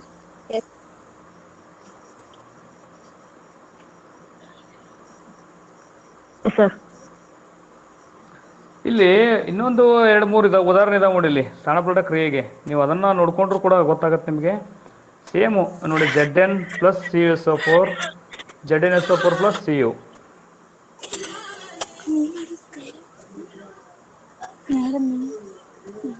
ಮ್ಯೂಟ್ ಮಾಡ್ಕೊಳ್ಳಿ, ಯಾರ್ದು ಡಿಸ್ಟರ್ಬೆನ್ಸ್ ಆಗಬಾರ್ದು. ಇಲ್ಲಿ ಇನ್ನೂ 2 ಉದಾಹರಣೆ ಇದಾವೆ ನೋಡಿ. Zn + CuSO4 ಕಾಣಿಸ್ತೀವಿ ಅನ್ಕೋತೀನಿ ನಾನು, ಹೌದಲ್ವಾ? ನೋಡಿ, ಎಷ್ಟೊಂದು ಜೂಮ್ ಆಗ್ತಾ ಇಲ್ಲ. ಇದು ಕಾಣಿಸ್ತಿಲ್ವಾ ಇಲ್ಲಿ ಮೇಲೆ? ಬುಕ್ಕ ನೋಡ್ತಾರ ಬಿಡಿ. Zn + CuSO4, ZnSO4 + Cu same. ಅದನ್ನು ನೀವು ನೋಡಿ ಸೂತ್ರ ಅಪ್ಲೈ ಮಾಡ್ಕೊಳ್ಳಿ, ಈಸಿ ಆಗುತ್ತೆ ಅದು. ನೋಡಿ, ಕನ್ನಡಿಗಣದ ನಾನು ಕಾಲ್ ಮಾಡಿದಾಗ ಅಲ್ಲಿ ಜಿಂಕ್ ಪೆರಸ್ ನೋಡಿ, ಮತ್ತೆ ಒಂದು ಜಿಂಕು ಪೆರಸ್ ಪಾಟ್ನೊಳಗೆ ಹೊಳೆಯುತ್ತಿದ್ದವು. ಕ್ಯೂರಿಯಾಸಿಟಿ ಆಮೇಲೆ ಬರುತ್ತೆ. ಸೊ ಇಲ್ಲಿ ಜಿಂಕ್ ಅಂತಕ್ಕಂಥದ್ದು ತಾಮ್ರ ಏನಿದೆಯಲ್ಲ, ಅದು ಜಿಂಕ್ ಅಂತಕ್ಕಂಥದ್ದು ಏನಪ್ಪ ಅಂದರೆ ಅದು ಕೂಡ ಏನಾಗುತ್ತೆ, ಇಲ್ಲಿ ಅತಿ ಹೆಚ್ಚು ಕ್ರಿಯಾಶೀಲ ಲೋಹ ಆಗ್ತದೆ. ಕಾಪರ್ ಮತ್ತೆ ಕಡಿಮೆ ಕ್ರಿಯಾಶೀಲ ಲೋಹ ಆಗ್ತದೆ. ನೆಕ್ಸ್ಟ್ ಇನ್ನೊಂದಿದೆ ನೋಡಿ, Pb + CuCl2, PbCl2 + Cu ಅಂಥೇಳಿ. Pb ಅಂದರೆ ಅದೆಲ್ಲ ಬರುತ್ತೆ ನೋಡ್ಕೊಂಬಿಡಿ ಸ್ಥಾನ ಅದರದ್ದು. ಕನ್ನಡಿಗಣದ ನಾನು ಕಾಲ್ ಮಾಡಿದಾಗ ಅಲ್ಲಿ ಜಿಂಕ್ ಫೆರಸ್ ಪಾಟ್ನೊಳಗೆ ನೋಡಿ ಹೊಳೆಯುತ್ತಿದ್ದವು. ಕ್ಯೂರಿಯಾಸಿಟಿ ನೋಡಿ, ಪಾಟ್ನೊಳಗೆ ಅಂದರೆ Pb, ಅದಾದಮೇಲೆ ಕಾಪರ್ ಬರುತ್ತೆ. ಸೊ ಇಲ್ಲಿ Pb ಅಂತಕ್ಕಂಥದ್ದು ಏನು ಸೀಸ ಅಂತೀವಲ್ಲ ನಾವು, ಆ ಸೀಸ ಕೂಡ ಏನಪ್ಪ ಅಂದರೆ ಅತಿ ಹೆಚ್ಚು ಕ್ರಿಯಾಪಡಿತವಾಗ್ತದೆ. ಅದಕ್ಕೆ ಕೆಳಗೊಂದು ವರ್ಡ್ ಇದೆ, ಸಿಂಚನ. ಮ್ಯೂಟ್ ಮಾಡ್ಕೋ. ಆಯ್ತು ಸರ್. ಇಲ್ಲಿ ಸತು ಮತ್ತು ಸೀಸಗಳು ತಾಮ್ರಕ್ಕಿಂತ ಹೆಚ್ಚು ಕ್ರಿಯಾಪಡು ಧಾತುಗಳು ನೋಡಿ. ಹೇಳ್ತಾ ಇದೆ ನೋಡಿ, ಸತು ಅಂದರೆ ಜಿಂಕು, ಸೀಸ ಅಂದರೆ Pb. ಇವೆರಡೂ ಕೂಡ ತಾಮ್ರಕ್ಕಿಂತ ಹೆಚ್ಚು ಕ್ರಿಯಾಪಡಿತವಾಗ್ತವೆ. ಯಾಕಂದರೆ ಕಾಪರ್, ತಾಮ್ರ ಏನಾಗುತ್ತೆ ಆಮೇಲೆ ಬರುತ್ತೆ. ಕ್ಯೂರಿಯಾಸಿಟಿ, ಕಾಪರ್ ಆಮೇಲೆ ಬರುತ್ತೆ. ಸತು ಮತ್ತು ಸೀಸಗಳು ತಾಮ್ರಕ್ಕಿಂತ ಹೆಚ್ಚು ಕ್ರಿಯಾಪಡು ಧಾತುಗಳು. ಅವು ತಾಮ್ರವನ್ನು ಅದರ ಸಂಯುಕ್ತಗಳಿಂದ ಸ್ಥಾನಪಲ್ಲಟಗೊಳಿಸ್ತವೆ ಅಂತೇಳಿ. ತುಂಬ ಸಿಂಪಲ್ ಆಗಿರ್ತಕ್ಕಂಥ. ನೆಕ್ಸ್ಟ್ ನೋಡಿ, ದ್ವಿಸ್ಥಾನಪಲ್ಲಟ ಕ್ರಿಯೆ ಅಂತೇಳಿ ನೋಡಿ ಕಾಣ್ತಾ ಇದೆ. ಇಲ್ಲೊಂದು ಚಟುವಟಿಕೆ ಇದೆ, ಇದರಲ್ಲಿ ಸಾಮಾನ್ಯವಾಗಿ ಕಾಣಿಸ್ತಾ ಇದೆ ನಿಮಗೆ. ಏನಿದೆ ಅಂದರೆ ಅಲ್ಲಿ ದ್ರಾವಣ ಇದೆ, ಬೇರಿಯಂ ಕ್ಲೋರೈಡ್ ಅಂತಕ್ಕಂಥ ದ್ರಾವಣವನ್ನು ತಗೊಂಡಿದ್ದಾರೆ. ಅದರಲ್ಲಿ ಸೋಡಿಯಂ ಸಲ್ಫೇಟ್ ದ್ರಾವಣವನ್ನು ಅದರಲ್ಲಿ ಹಾಕ್ತಾ ಇದ್ದಾರೆ. ಒಂದು ಪ್ರಮಾಣದಲ್ಲಿ ಸುಮಾರು 3 ml ಸೋಡಿಯಂ ಸಲ್ಫೇಟ್ ದ್ರಾವಣ ತೆಗೆದುಕೊಳ್ಳಿ. ಇನ್ನೊಂದು ಟ್ಯೂಬಲ್ಲಿ, ಟೆಸ್ಟ್ ಟ್ಯೂಬಲ್ಲಿ 3 ml ಬೇರಿಯಂ ಕ್ಲೋರೈಡ್ ತಗೊಳ್ಳಿ ಅಂತೇಳಿ. ಅದರಲ್ಲಿ ಬೇರೆ ಎಷ್ಟು, ಎರಡೂ ಕೂಡ ಅಷ್ಟೇ ಇರಬೇಕು. ಅದು 3 ml ಇರಬೇಕು, ಅದು 3 ml ಇರಬೇಕು. ಇದೇನು ಎಕ್ಸಾಮ್ ಕೇಳಲ್ಲ. ಸೊ ಪ್ರಯೋಗ ಅದು ಇರಲಿ ಅಂತೇಳಿ.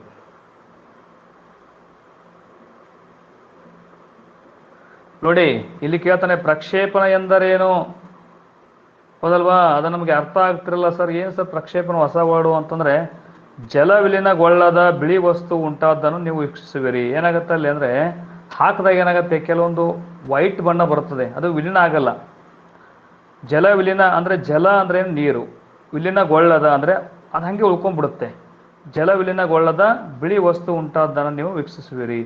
ಹೀಗೆ ಉಂಟಾದ ವಿಲೀನಗೊಳ್ಳದ ವಸ್ತುವನ್ನು, ಅಷ್ಟೇ ವಿಲೀನಗೊಳ್ಳದ ವಸ್ತುವನ್ನು ನಾವು ಪ್ರಕ್ಷೇಪ ಎಂದು ಕರಿತೀವಿ. ಈ ಪ್ರಕ್ಷೇಪವನ್ನು ಉತ್ಪತ್ತಿ ಮಾಡುವ ಯಾವುದೇ ಕ್ರಿಯೆಯನ್ನು ನಾವು ಪ್ರಕ್ಷೇಪಣ ಕ್ರಿಯೆ ಅಂತ ಕರಿತೀವಿ. ಪ್ರಕ್ಷೇಪಣ ಕ್ರಿಯೆಯನ್ನು ಕರಿತೀವಿ. ಏನಾಗಾರೆ ಡೆಫಿನೇಷನ್ನು? ದ್ವಿಸ್ಥಾನಪಲ್ಲಟ ಕ್ರಿಯೆ ಅಂದ್ರೆ, ಅಲ್ಲಿ ಸ್ಥಾನಪಲ್ಲಟ ಅಂದ್ರೆ ನೋಡಿದ್ವಿ, ಇಲ್ಲಿ ದ್ವಿಸ್ಥಾನಪಲ್ಲಟ ಅಂದ್ರೆ ನೋಡ್ತಾ ಇದ್ದೀವಿ. ಏನಂದ್ರೆ ಇಲ್ಲಿ ಯಾವ ಕ್ರಿಯೆಗಳಲ್ಲಿ, ನೋಡಿ ಯಾವ ಕ್ರಿಯೆಗಳಲ್ಲಿ ಅಂತಿದೆ, ಕಾಣಿಸ್ತಿದೆಯಲ್ವ ನಿಮಗೆ? ಯಾವ ಕ್ರಿಯೆಗಳಲ್ಲಿ ಪ್ರತಿವರ್ತಕಗಳ ನಡುವೆ ಅಯಾನುಗಳ ವಿನಿಮಯ ನಡೆಯುತ್ತದೆಯೋ ಅಂತಹ ಕ್ರಿಯೆಗಳನ್ನು ದ್ವಿಸ್ಥಾನಪಲ್ಲಟ ಕ್ರಿಯೆ ಎನ್ನುವರು. ತುಂಬ ಸಿಂಪಲ್ ಇದು. ನಿಮಗೆ ಗೊತ್ತು, ಈ ಕಡೆ ಇರ್ತಕ್ಕಂಥವು ಪ್ರತಿವರ್ತಕವು, ಆ ಕಡೆ ಇರ್ತಕ್ಕಂಥದ್ದು ಉತ್ಪನ್ನ ಅಂತೇಳಿ. ಸೊ ಹಾಗಾಗಿ ಏನಾಗುತ್ತೆ, ಯಾವ ಕ್ರಿಯೆಗಳಲ್ಲಿ ಪ್ರತಿವರ್ತಕಗಳ ನಡುವೆ ಅಯಾನುಗಳ ವಿನಿಮಯ ನಡೆಯುತ್ತದೆಯೋ ಅಂದರೆ ಅಯಾನ್ಸ್ಗಳು ಬಿಟ್ಟು ಕೊಡ್ತವೆ. ನಾ ಹೇಳಿದೆ ಅವತ್ತು ನಿಮಗೆ ಬೇಸಿಕ್ ಹೇಳಬೇಕಾದ್ರೆ, number 1 ionic bond, number 2 covalent bond ಅಂತೇಳಿ.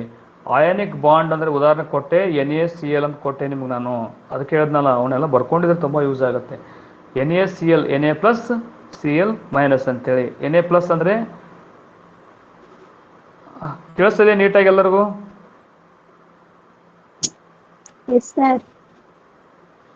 ನಾನು ಅವತ್ತು ನಿಮಗೆ NaCl ಅಂತ ಹೇಳಿದೆ, Na+Cl- ಅಂತ ಹೇಳಿದೆ. ಸೋಡಿಯಮ್ಮು ಪರಮಾಣು ಸಂಖ್ಯೆ 11, 2, 8, 1 ಅಂತ ಹೇಳಿದೆ. ಅಂದರೆ 1 ಎಲೆಕ್ಟ್ರಾನ್ ಅನ್ನೋದು ಬಿಟ್ಕೊಡೋಕೆ ರೆಡಿ ಆಗತ್ತೆ. ಕ್ಲೋರಿನ್ದು 2, 8, 7. ಡಿಸ್ಟರ್ಬೆನ್ಸ್ ಯಾವುದು? ರಂಜಿತಾ ಮ್ಯೂಟ್ ಮಾಡು.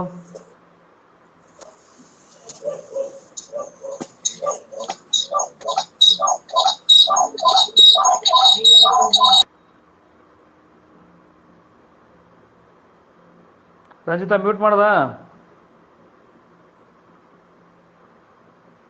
ಸೊ ನೀವು ಮೈಕ್ ಆನ್ ಮಾಡ್ಕೋಬೇಕು ಅನಿಸಿದ್ರೆ ನಿಮಗೆ ಒಂದು ಕೆಲಸ ಮಾಡಿ, ನೀವು ದೂರ ನಿಮ್ಮ ಮನೆಯಲ್ಲಿ ದೂರ ಕೂತ್ಕೊಂಡು ಒಬ್ಬರೇ ಏರಿ. ಅವಾಗ ಏನಾಗುತ್ತೆ, ಮೈಕ್ ಆನ್ ಮಾಡಿದ್ರೆ ತೊಂದರೆ ಆಗಲ್ಲ ಯಾರು ಕೂಡ. ನೀವು ಮೈಕ್ ಆನ್ ಮಾಡ್ಕೊಂಡೆ ರೆಸ್ಪಾನ್ಸ್ ಮಾಡ್ಬೋದು. ಬಟ್ ಏನೋ ಮನೇಲಿ ಜಾಸ್ತಿ ಜನ ಇದ್ದಾರೆ, ಪಾಪ ಏನೋ ಫಂಕ್ಷನ್ ಮಾಡ್ತಾ ಇರ್ತಾರೆ, ಅವ್ರಿಗೂ ನಿಮಗೆ ತೊಂದರೆ ಆಗಬಾರ್ದು. ಸೊ ಎಲ್ಲೋ ಒಂದು ಕಡೆ ಮೊಬೈಲ್ ತೊಗೊಂಡೋಗ್ಬಿಟ್ಟು ಏನಪ್ಪ ಅಂದರೆ, ನಿಮ್ಮ ಯಾರು ರಿಲೇಷನ್ ಇದ್ದವ್ರು ಎಲ್ಲೋ ಸಿಂಗಲ್ ರೂಮ್ ಇರ್ತಕ್ಕಂಥ ಕ್ಲಾಸ್ ಮುಗಿಯೋವರೆಗೂ ಕೂತ್ಕೊಂಡು ನೀವು ಕ್ಲಾಸ್ ಮುಗಿಸಾದ್ಮೇಲೆ ಮತ್ತೆ ವಾಪಸ್ ಮನೆಗೆ ಬರ್ಬೋದು.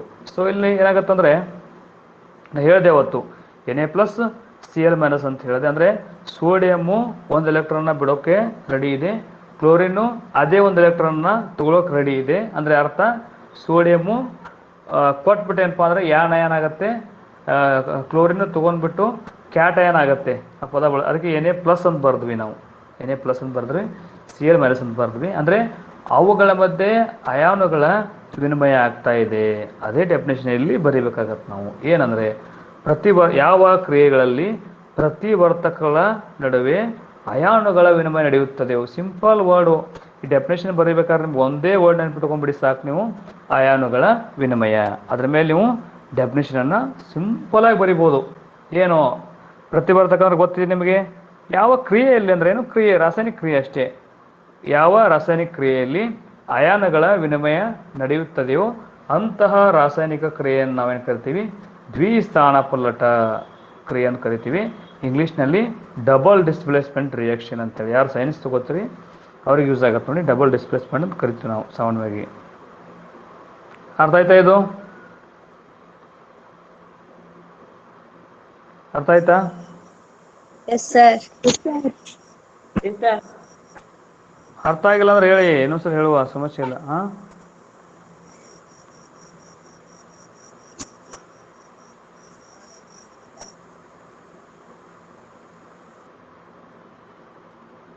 ಒಂದು ರಿಯಾಕ್ಷನ್ ಇದೆ ನೋಡಿ. ಏನೇನು ರಿಯಾಕ್ಷನ್ ತೊಗೊಂಡಿದ್ದಾರೆ ನೋಡಿ ಅಲ್ಲಿ ರಿಯಾಕ್ಷನಲ್ಲಿ, ಹೌದಲ್ವಾ? ರಿಯಾಕ್ಷನ್ ಇದೆ ಅಲ್ಲಿ, ಏನು Na2SO4 ಪ್ಲಸ್ BaCl2 ಅಲ್ಲಿದೆ ನೋಡಿ. ಮೇಲ್ ರಿಯಾಕ್ಷನ್ ನೋಡಿ, ನೀವು ಚಿತ್ರ ನೋಡಿ ಗೊತ್ತಾಗತ್ತೆ ನಿಮಗೆ.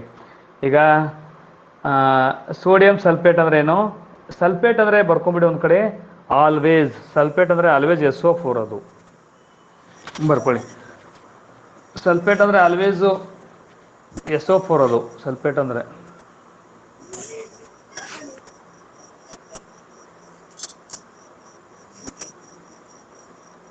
ಯಾರು ಡಿಸ್ಟರ್ಬೆನ್ಸ್ ಬರ್ತಾ ಇದೆಯಲ್ಲ, ಯಾರ್ದಪ್ಪ? ಮ್ಯೂಟ್ ಮಾಡ್ಕೊಳ್ಳಿ. ಇಲ್ಲಿ ನೋಡಿ, ಮೇಲೆ ಒಂದು ಬೇಕರಲ್ಲಿ ಬೇರಿಯಂ ಕ್ಲೋರೈಡ್ ಇದೆ, ಇನ್ನೊಂದು ಬೇಕರಲ್ಲಿ ಸೋಡಿಯಂ ಸಲ್ಫೇಟ್ ಇದೆ, ಹೌದಲ್ವಾ? ಸಿಂಪಲ್ ಆಗಿ ಸೋಡಿಯಂ ಅಂದರೆ ಗೊತ್ತು ನಿಮಗೆ, Na ಅಂತ ಬರ್ಕೋತೀರಿ, ಹೌದಲ್ವಾ? ಅಥವಾ Na2 ಅಂತ ಬರ್ಕೋತೀರಿ. ಸಲ್ಫೇಟ್ ಅಂದರೆ ಬರ್ಕೋಬೇಕಿಲ್ಲ ನಾವು, ಅದನ್ನು SO4 ಇದೆ ಆಲ್ವೇಸು. CSO4 ತೊಗೊಂಡ್ರು ಕ್ಯಾಲ್ಸಿಯಂ ಸಲ್ಫೇಟ್ ಆಗುತ್ತೆ, ZnSO4 ತೊಗೊಂಡ್ರೆ ಜಿಂಕ್ ಸಲ್ಫೇಟ್ ಆಗುತ್ತೆ. SO4 ಆಲ್ವೇಸ್ ಏನಪ್ಪ ಅಂದರೆ ಅದು SO4, ಅದು ಹೌದಲ್ವಾ? SO4 ಏನಾಗುತ್ತೆ, ಯಾವಾಗಿದ್ರೂ ಅದು ಸಲ್ಫೇಟೇ ಆಗುತ್ತೆ. ಸೊ ರಿಯಾಕ್ಷನ್ ನೋಡ್ಕೊಂಡಾಗ ನಾವು ಸೋಡಿಯಂ ಸಲ್ಫೇಟ್ ಅಂದರೆ Na2SO4 ಪ್ಲಸ್ ಬೇರಿಯಂ ಕ್ಲೋರೈಡ್ ಅಂದರೆ BaCl2. ಕ್ಲೋರಿನ್ ಅಂದರೆ ಗೊತ್ತು ನಿಮಗೆ, ಹೌದಲ್ವಾ? Cl2 ಅಂತ ಅರ್ಥ. ಬರೀ Cl ಅಂದರೆ ಕ್ಲೋರಿನ್ ಆಗುತ್ತೆ, Cl2 ಅಂದರೆ ಕ್ಲೋರೈಡ್ ಆಗುತ್ತೆ. ಇಲ್ಲಿ ಇದು ತೊಗೊಂಡಾಗ ಎರೋ ಮಾರ್ಕ್ ತೊಗೊಂಡಿದ್ದಾರೆ ನೋಡಿ, BaSO4 ಒಂದಾಗಿದೆ, BaSO4 ಆಗಿದೆ ನೋಡಿ. ರಿಯಾಕ್ಷನ್ ಕಾಣ್ತಿದೆಯಲ್ವ ನಿಮಗೆ? ಇಲ್ಲಿ ನೋಡಿ, ಕಾಣಿಸ್ತಿದೆ reaction. Na2SO4 plus BaCl2, BaSO4 plus ಏನಾಗುತ್ತೆ, 2NaCl ಕೊಟ್ಟಿದ್ದಾನೆ. ಅಂದರೆ ಅರ್ಥ ಇಲ್ಲಿ ನೋಡಿ, NaCl ಯಾವತ್ತೂ ಬೈಂಡಿಂಗ್ ಆಗ್ತಾ ಹೋಗ್ತದೆ, ಅದು NaCl ಆಲ್ವೇಸ್ ಬೈಂಡಿಂಗ್ ಆಗುತ್ತೆ. ಈ ರಿಯಾಕ್ಷನ್ ಸರ್ ಕನ್ಫ್ಯೂಸ್ ಆಗುತ್ತೆ. ನಮಗೆ ಕೆಲಸ ಮಾಡಿ ನೀವು Na2SO4 ಪ್ಲಸ್ BaCl2 ಅಂತ ಗೊತ್ತಾದ್ಮೇಲೆ ಏರೋ ಮಾರ್ಕ್ ಹಾಕೊಂಡ್ಬಿಟ್ಟು ಮೊದಲು ಪ್ಲಸ್ ಅಂತ ಬರ್ಕೊಂಡು ಆ ಕಡೆ NaCl ಬರ್ಕೊಂಬಿಡಿ, NaCl ಬರ್ಕೊಂಬಿಡಿ, ಹೌದಾ? ಏನು ಉಳ್ಕೊಂತು ಅಂತ ನೋಡ್ಬೇಕಾಗತ್ತೆ ನಾವೀಗ, ಹೌದಲ್ವಾ? ನಿಮಗೆ ಈ ರೀತಿ ಬೇಡ, ನಾನು ತೋರಿಸ್ತೀನಿ ಒಂದು ನಿಮಿಷ. ಏನಿದೆ ನೋಡಿ ರಿಯಾಕ್ಷನ್, ಅದು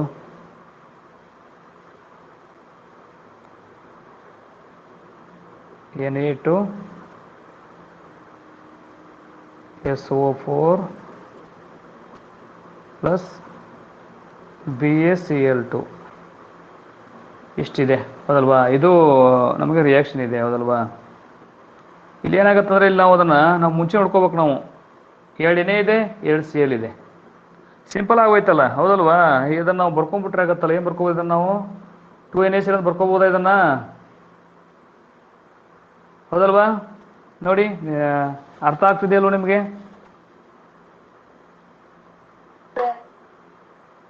ಈಗ ಎರಡು Na ಇದೆ, 2 ಸೋಡಿಯಂ ಇದೆ, 2 Cl ಇದೆ, ಸಿಂಪಲ್ಲು. 2NaCl ಅಂದರೆ 2 Na 2 Cl, ಹೌದಲ್ವಾ? ಏನು ಉಳ್ಕೊಂತೀಗ ನೋಡಿ, ನೋಡಿ ಇದು ಆಗೋಯ್ತು, ಇದು ಆಗೋಯ್ತು. ಈಗ ಸಿಂಪಲ್ ಆಗಿ 2 ಆಗೋಯ್ತು. ಏನು ಉಳ್ಕೊಂಡ್ರೆ BA ಉಳ್ಕೊಂತು, SO4 ಉಳ್ಕೊಂತು, ಅದನ್ನೇ ಬರ್ಕೊಂಬಿಡಿ. ಏನು ಬರ್ಕೋಬೋದು? BaSO4 ಬರ್ಕೋಬೋದಾ ಇದನ್ನ?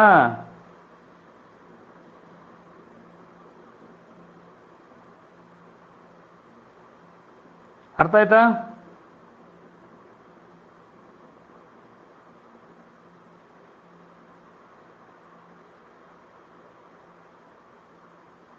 ಅರ್ಥ ಆಗ್ತಿದೆಯಾ ನಿಮಗೆ? ಅರ್ಥ ಆಯ್ತೈತೆ ಸರ್. ಎಲ್ಲರಿಗೂ ಅರ್ಥ ಆಯ್ತಾ? ಇನ್ನೊಂದ್ಸಲ ಹೇಳ್ಬೇಕಾ? ಅರ್ಥ ಆಯ್ತೈತೆ ಸರ್. ಎಲ್ಲರಿಗೂ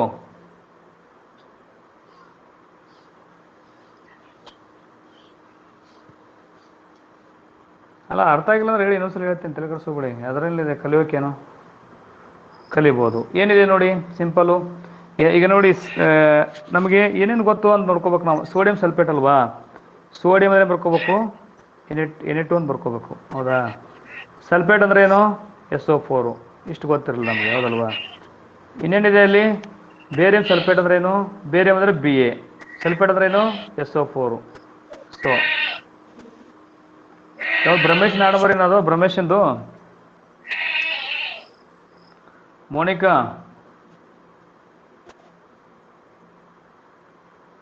ಈಗ Na2SO4 ಇದೆ ಪ್ಲಸ್ BSO4 ಇದೆ. ನಮಗೆ ಅರ್ಥ ಆಗತ್ತಿಲ್ಲ ಏನಪ್ಪ ಅಂದರೆ, ಇಲ್ಲ ಇದೇನೋ ಮಿಸ್ಟೇಕ್ ಆಯ್ತಲ್ಲ, BaCl2 ಆಗ್ಬೇಕಿದು, ಹೌದಲ್ವಾ. Yes sir. ಇದು BaCl2 ನೋಡಿ ಎಷ್ಟಿದೆ ನಮಗಿಲ್ಲಿ. NaCl ಅಂದರೆ ಗೊತ್ತೇ, ಮುಂಚೆ ನಿಮ್ಗೆ ಗೊತ್ತಿದೆ, ಹೌದಲ್ವಾ. ಅದು ಕೂಡಿಸ್ಕೊಂಬಿಡಿ ನೀವು, ಪ್ಲಸ್ ಏನು ಮಾಡ್ಕೊಂಬಿಡಿ ಅದನ್ನು, 2 Na ಇದೆ 2 Cl ಇದೆ, ಅದಕ್ಕೆ 2 NaCl ಅಂತ ಬರ್ಕೊಂಬಿಡಿ, ಸಿಂಪಲ್ಲು 2 NaCl ಅಂತ ಬರ್ಕೊಳ್ಳಿ. ಇನ್ನು ಉಳ್ಕೊಂಡದ್ದು ಏನಂದರೆ BA ಉಳ್ಕೊಂಡಿದೆ, SO4 ಉಳ್ಕೊಂಡಿದೆ. ಸೊ ಅದೇನು ಮಾಡ್ಕೋಬೇಕು ನಾವು, BaSO4 ಅಂತ ಬರ್ಕೊಂಬಿಡಿ, ಜಾಗ ಎಲ್ಲ ಇಲ್ಲ ಅದಕ್ಕೆ ಬರಿತೀವಿ, BaSO4 ಬರ್ಕೊಂಬಿಡಿ, ಸಿಂಪಲ್ಲು. ಬರಿಬೋದಾ ಇದನ್ನು? Yes sir. ಬರಿಬೋದಾ? Yes sir. ಓಕೆ.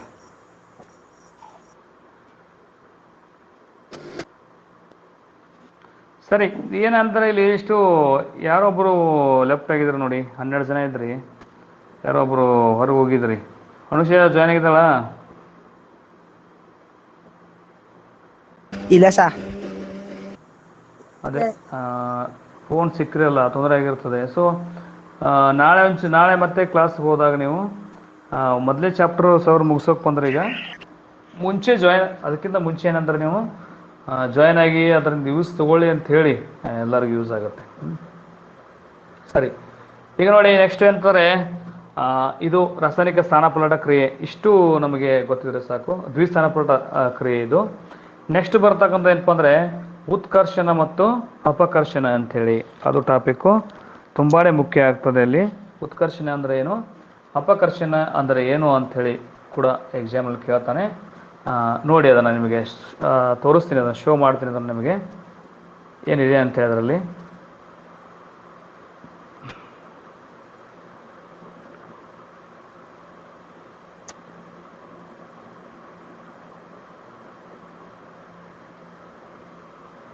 ನೋಡಿ, ಉತ್ಕರ್ಷಣೆ ಮತ್ತು ಅಪಕರ್ಷಣೆ ಬಂತು ಟಾಪಿಕ್ಕಿಗೆ. ಇದರಲ್ಲಿ ಚಟುವಟಿಕೆ ಇದೆ, ಅದೇ ನಮಗೆ ಅವಶ್ಯಕತೆ ಇಲ್ಲ. ಇಲ್ಲಿ ಉತ್ಕರ್ಷಣೆ ಅಂದರೆ ಏನು, ಅಪಕರ್ಷಣೆ ಅಂದರೆ ಏನು, ಡೆಫಿನೇಷನ್ ಇದೆ. ತುಂಬ ಸಿಂಪಲ್ ಆಗಿರ್ತಕ್ಕಂಥ ಒಂದು ರಿಯಾಕ್ಷನ್ ಇದು. ಏನಂತಂದರೆ ನೋಡಿ, ಕ್ರಿಯೆಯಲ್ಲಿ ವಸ್ತುವೊಂದು ಆಕ್ಷೆಯನ್ನು ಪಡೆದುಕೊಂಡ್ರೆ ಅದು ಉತ್ಕರ್ಷಣೆಗೊಂಡಿದೆ ಎನ್ನುತ್ತೇವೆ ಅಂಥೇಳಿ ಒಂದು ಪದ ಇದೆ. ಆಕ್ಷೆಯನ್ನು ಪಡ್ಕೊಂಡು ಹೈಡ್ರೋಜನ್ನ ಕಳ್ಕೊಂಡ್ರೆ, ಅಥವಾ ಹೈಡ್ರೋಜನ್ನ ಪಡ್ಕೊಂಡು ಆಕ್ಷನ್ನ ಕಳ್ಕೊಂಡ್ರೆ ಅಂತ ಹೇಳಿದೆ. ನಮಗೇನೋ ಅರ್ಥ ಆಗ್ತಿಲ್ಲ ಸರ್ ಅಂತಂದರೆ, ನಾನು ಮೊದಲು ಡೆಫಿನೇಷನ್ ಬರೆಸ್ತೀನಿ, ಬರ್ಕೊಂಬಿಡಿ, ನಿಮಗೆ ಬರ್ಕೊಳ್ಳಿ. ನಂಬರ್ 1 ಉತ್ಕರ್ಷಣ, ನಂಬರ್ 1 ಉತ್ಕರ್ಷಣ.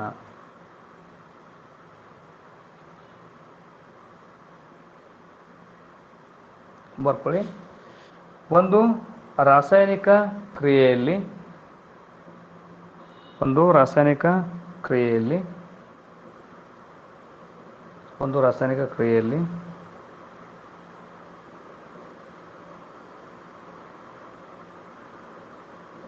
ಆಕ್ಸಿಜನ್ ಪಡೆದುಕೊಂಡು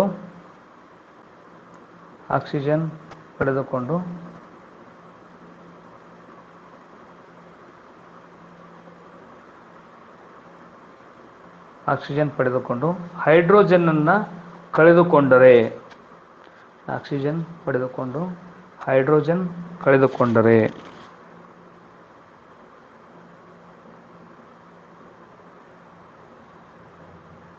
ಅಥವಾ ಆಕ್ಸಿಜನ್ ಪಡೆದುಕೊಂಡು ಹೈಡ್ರೋಜನ್ ಕಳೆದುಕೊಂಡರೆ ಅಂತಹ ಕ್ರಿಯೆಯನ್ನು ನಾವು ಉತ್ಕರ್ಷಣ ಎನ್ನುತ್ತೇವೆ.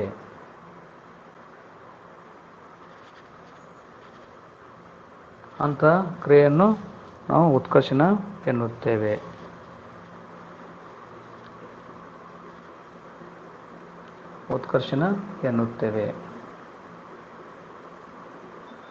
ಬರ್ಕೊಂಡ್ರ? ಮುಖ್ಯವಾಗಿ ಉತ್ಕರ್ಷಣೆ ಅಂದರೆ ಆಕ್ಸಿಜನ್ನ ಪಡ್ಕೊಳ್ಳೋದು ಅಂತ ಅರ್ಥ ಅಷ್ಟೇ. ಆಕ್ಸಿಜನ್ ಅಂದರೆ ಬಂದು ಆ್ಯಡ್ ಆಗತ್ತ ಒಂದು ರಿಯಾಕ್ಷನಲ್ಲಿ ಅಷ್ಟೇ. ಪಡ್ಕೊಳ್ಳೋದು ಅಂದರೆ ಏನು, ಇಟ್ ಮೀನ್ಸ್ ಬರುತ್ತೆ, ಅದನ್ನು ನಾವು ಪಡ್ಕೋಬೇಕಷ್ಟೇ. ಇನ್ನು ಅಪಕರ್ಷಣ ಅಂತ ಹಾಕೊಳ್ಳಿ ಕೆಳಗಡೆ. ಅಪಕರ್ಷಣ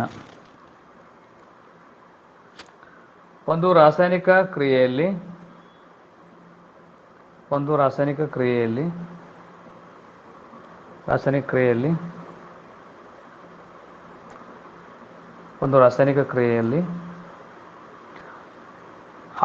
ಆಕ್ಸಿಜನ್ ಕಳೆದುಕೊಂಡು ಹೈಡ್ರೋಜನ್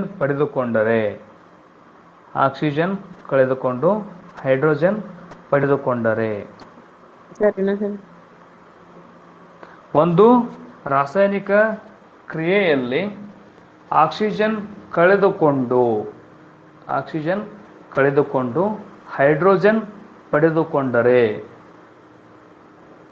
ಅಂತಹ ರಾಸಾಯನಿಕ ಕ್ರಿಯೆಯನ್ನು ಒಂದು ರಾಸಾಯನಿಕ ಕ್ರಿಯೆಯಲ್ಲಿ ಆಕ್ಸಿಜನ್ ಕಳೆದುಕೊಂಡು ಹೈಡ್ರೋಜನ್ ಪಡೆದುಕೊಂಡರೆ ಅಂತಹ ರಾಸಾಯನಿಕ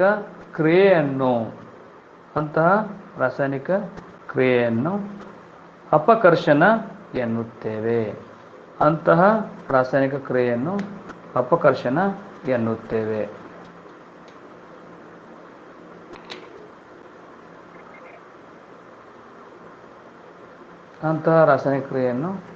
ಅಪಕರ್ಷಣ ಎನ್ನುತ್ತೇವೆ. ಬರ್ಕೊಂಡ್ರ? ಆಯ್ತು ಸರ್. ನೋಡಿ, ಅಲ್ಲಿ ಏನಾಗಿತ್ತು, ಆಕ್ಸಿಜನ್ನ ಪಡ್ಕೊಂಡಿತ್ತು, ಹೈಡ್ರೋಜನ್ನ ಕಳ್ಕೊಂಡಿತ್ತು. ಇಲ್ಲಿ ಏನಾಗುತ್ತೆ, ಅಪಕರ್ಷಣದಲ್ಲಿ ಏನಾಗುತ್ತೆ, ಆಕ್ಸಿಜನ್ನ ಕಳ್ಕೊತದೆ, ಹೈಡ್ರೋಜನ್ನ ಪಡ್ಕೋತದೆ ಅಂತೇಳಿ. ಇಲ್ಲಿ ನೋಡಿ, ಮೇಲೆ ಒಂದು ರಿಯಾಕ್ಷನ್ ಇದೆ, ಅಲ್ಲಿ 2CO + O2 2CO ಅಂದರೆ ಆಕ್ಸಿಜನ್ನ ಇಲ್ಲಿ ಪಡ್ಕೊಂಡಿದೆ ಅಂತ ಅರ್ಥ. 2CO + O2 ಅಂದರೆ O2 ಆ್ಯಡ್ ಆಗಿದೆ ಅಲ್ಲಿ ಅಂತ ಅರ್ಥ. ಕೆಳಗಡೆ ಒಂದು ರಿಯಾಕ್ಷನ್ ಇದೆ, CO ಅದೇ ಮೇಲೆ ಬಂದಿರತಕ್ಕಂಥದ್ದೇ ಕೆಳಗೆ ಬರ್ತಾರೆ ನೋಡಿ. ಅಬ್ಸರ್ವ್ ಮಾಡ್ತಾ ಇದ್ದೀರಿ ಅನ್ಕೋತೀನಿ ನಾನು.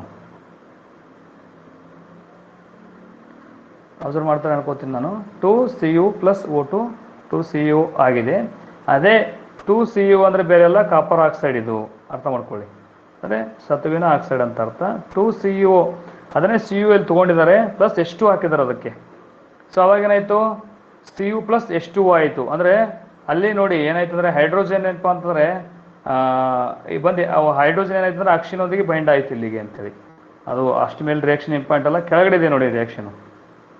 ಕೆಳಗಡೆ ರಿಯಾಕ್ಷನ್ ಬರ್ಕೊಂಬಿಡಿ, ಇಂಪಾರ್ಟೆಂಟು, ವೆರಿ ಇಂಪಾರ್ಟೆಂಟ್ ಇದು. CuO + H2 CU + H2O ಅಂತೇಳಿ.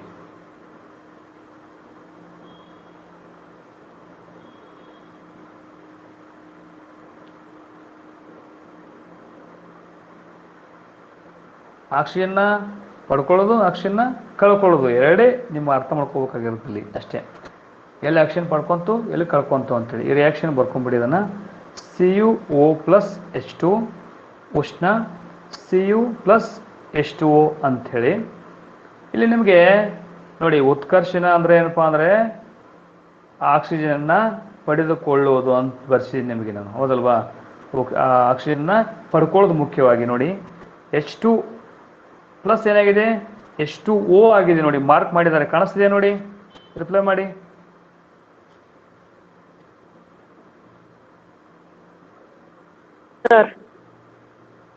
ಅಂದರೆ ಹೈಡ್ರೋಜನ್ ಏನಾಗಿದೆ, ಅದು ಬರೀ ಹೈಡ್ರೋಜನ್ ಏನಾಗಿದೆ ಅಂದರೆ ಮುಂದೋಗಿ ನೀರಾಗಿದೆ, H2O ಆಗಿದೆ.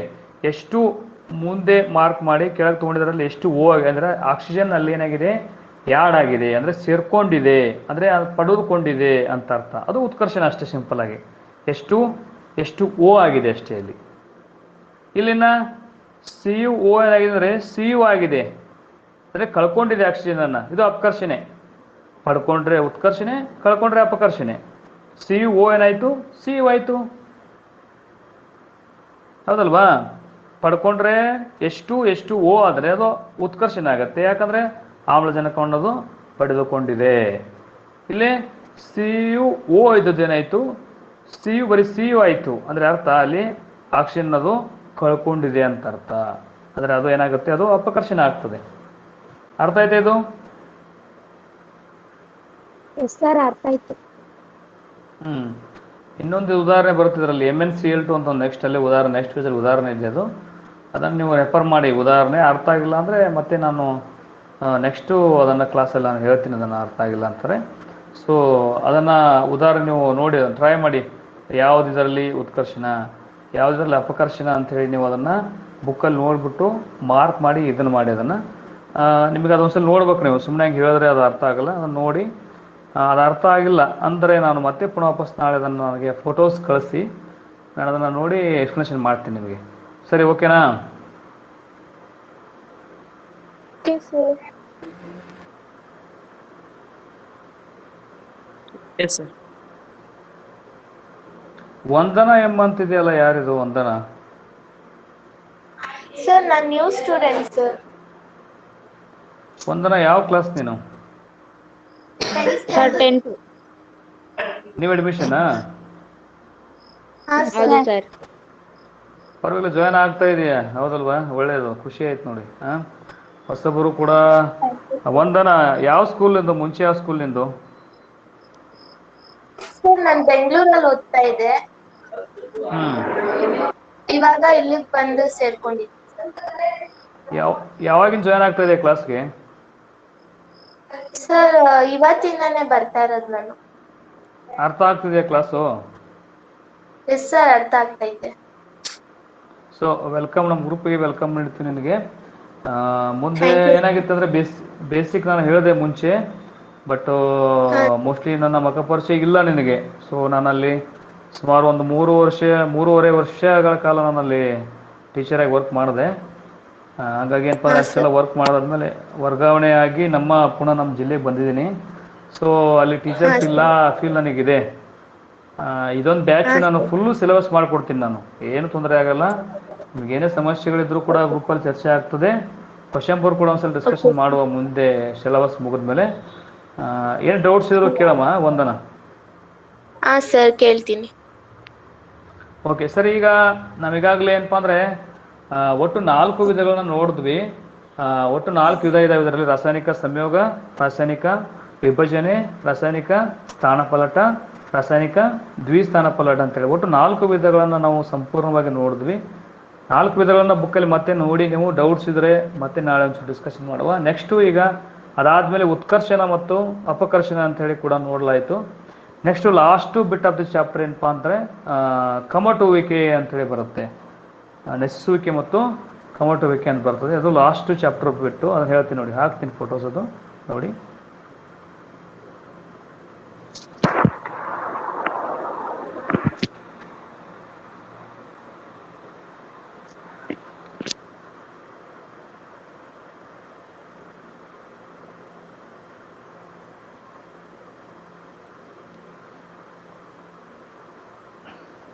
ನೋಡಿ ಬರ್ತಕ್ಕಂಥದ್ದು ಏನಪ್ಪ ಅಂದರೆ ಇದಾದ್ಮೇಲೆ ನೆಕ್ಸ್ಟ್ ಕಮಟುವಿಕೆ ಬರುತ್ತೆ.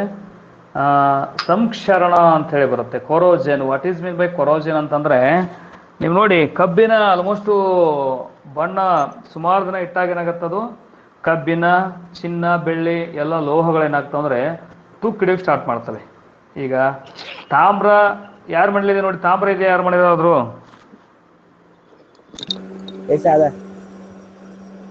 ತಾಮ್ರ ನೋಡಿ ನೀವು, ತಾಮ್ರ ಏನಾಗತ್ತೆ, ಹಸಿರು ಲೇಪನ ಬರುತ್ತೆ ತಾಮ್ರದ ಮೇಲೆ. ಚೆಕ್ ಮಾಡ್ಕೊಂಡ್ಬಿಡಿ, ನಿಮ್ಮ ಮನೇಲಿ ತಾಮ್ರ ಇದ್ರೆ ತಾಮ್ರದ ಮೇಲೆ ಹಸಿರು ಲೇಪನ ಬಣ್ಣ ಬಂದಿರ್ತದೆ.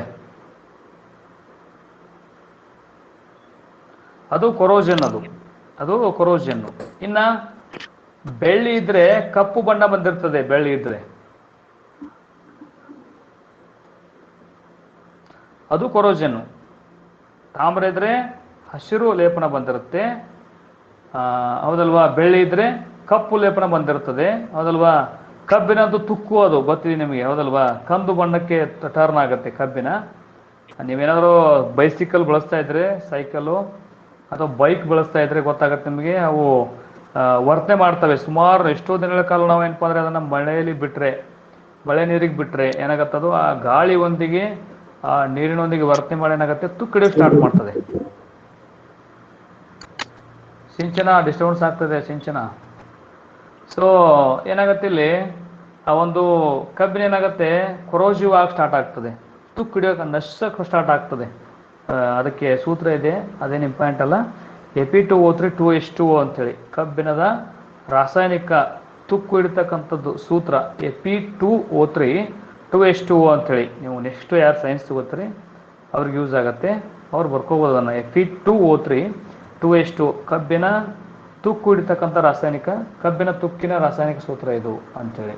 ಇಲ್ಲಿ ಸರ್ ಯಾಕೆ ಸರ್ ಅಂತಂದರೆ, ಸಾಮಾನ್ಯವಾಗಿ ಎಲ್ಲ ವಸ್ತುಗಳು ಏನು ಮಾಡ್ತಾವೆ ಅಂದರೆ ಹೊಳಪನ್ನು ಕಳೆದುಕೊಳ್ತವೆ. ಮುಖ್ಯವಾಗಿ ಲೋಹಗಳು ಹೊಳಪಗಳು ಕಳ್ಕೊತವೆ, ಅಲೋಹಗಳಲ್ಲ. ಈಗ ಆಮ್ಲಜನಕ ಅಲೋಹ, ಆಮ್ಲಜನಕ ಹಿಡಿತಾರೆ ಯಾರಾದರೂ?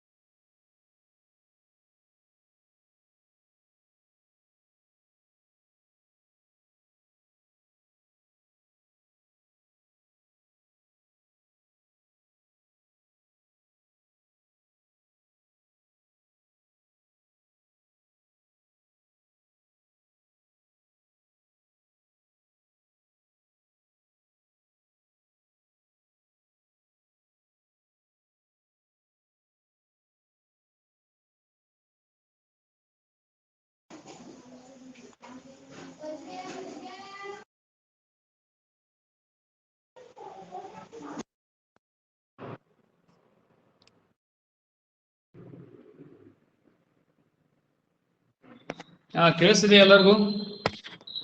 Yes sir.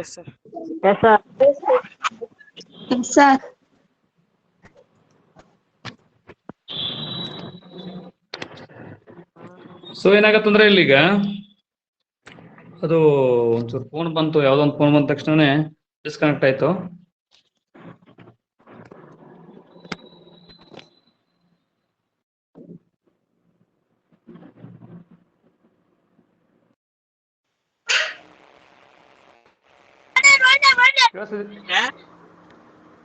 Hello Sagar HL mute ಮಾಡಪ್ಪ ಒಂಚೂರು.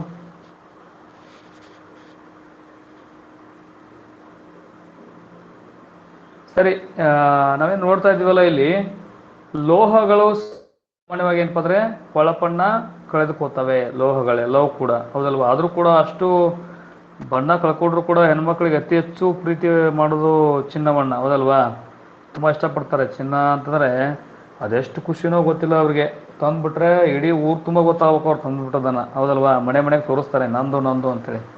ಸೊ ಅತಿ ಹೆಚ್ಚು ಅಭಿಮಾನ ಇರತಕ್ಕಂಥದ್ದು ಎಲ್ಲ ಹೆಣ್ಮಕ್ಳಿಗೆ. ಅವ್ರ ಗಂಡಂದ್ರ ಮೇಲೆ ಅಷ್ಟು ಅಭಿಮಾನ ಇದೆ ಗೊತ್ತಿಲ್ಲ, ಚಿನ್ನದ ಮೇಲೆ ಅಷ್ಟು ಅಭಿಮಾನ ಇರ್ತದೆ. ನೋಡಿ ನೀವು ದಿನಕ್ಕೆ ಒಂದು ಬಾರಿ ಆದರೂ ಅವ್ರು ನೋಡ್ತಾರೆ ಅದನ್ನು ತೆಗೆದ್ಬಿಟ್ಟು.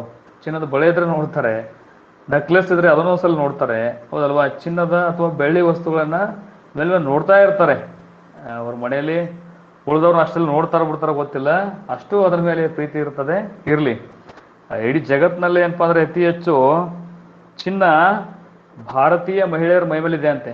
ಅಷ್ಟು ಚಿನ್ನವನ್ನ ಬಳಸ್ತಾರೆ, ಇಷ್ಟಪಡ್ತಾರೆ, ತಗೋತಾರೆ. ಅದಕ್ಕೆ 50,000 ಹೋಗಿದೆ ರೇಟು, 46,000-47,000 ಹೆಚ್ಚು ಕಡಿಮೆ ಅಷ್ಟು ರೇಟ್ ಇರತಕ್ಕಂಥದ್ದು. ನೋಡಿ ಇಲ್ಲಿ ಲೋಹಗಳು ಏನಪ್ಪಾ ಅಂದ್ರೆ ತುಕ್ಕು ಹಿಡಿತಕ್ಕಂಥವು. ಈಗ ನೋಡಿ ಗಾಳಿ ಹಿಡಿಯಕ್ಕಾಗತ್ತಾ? ಯಾರು ಹಿಡಿತಾರೆ ಗಾಳಿಯನ್ನ?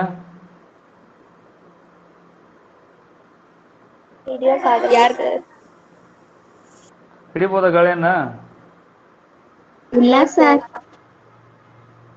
ಹಿಡಿದು ನೋಡಿ ಒಂದ್ಸಲ, ಸಿಗತ್ತ ಕೈಗೆ?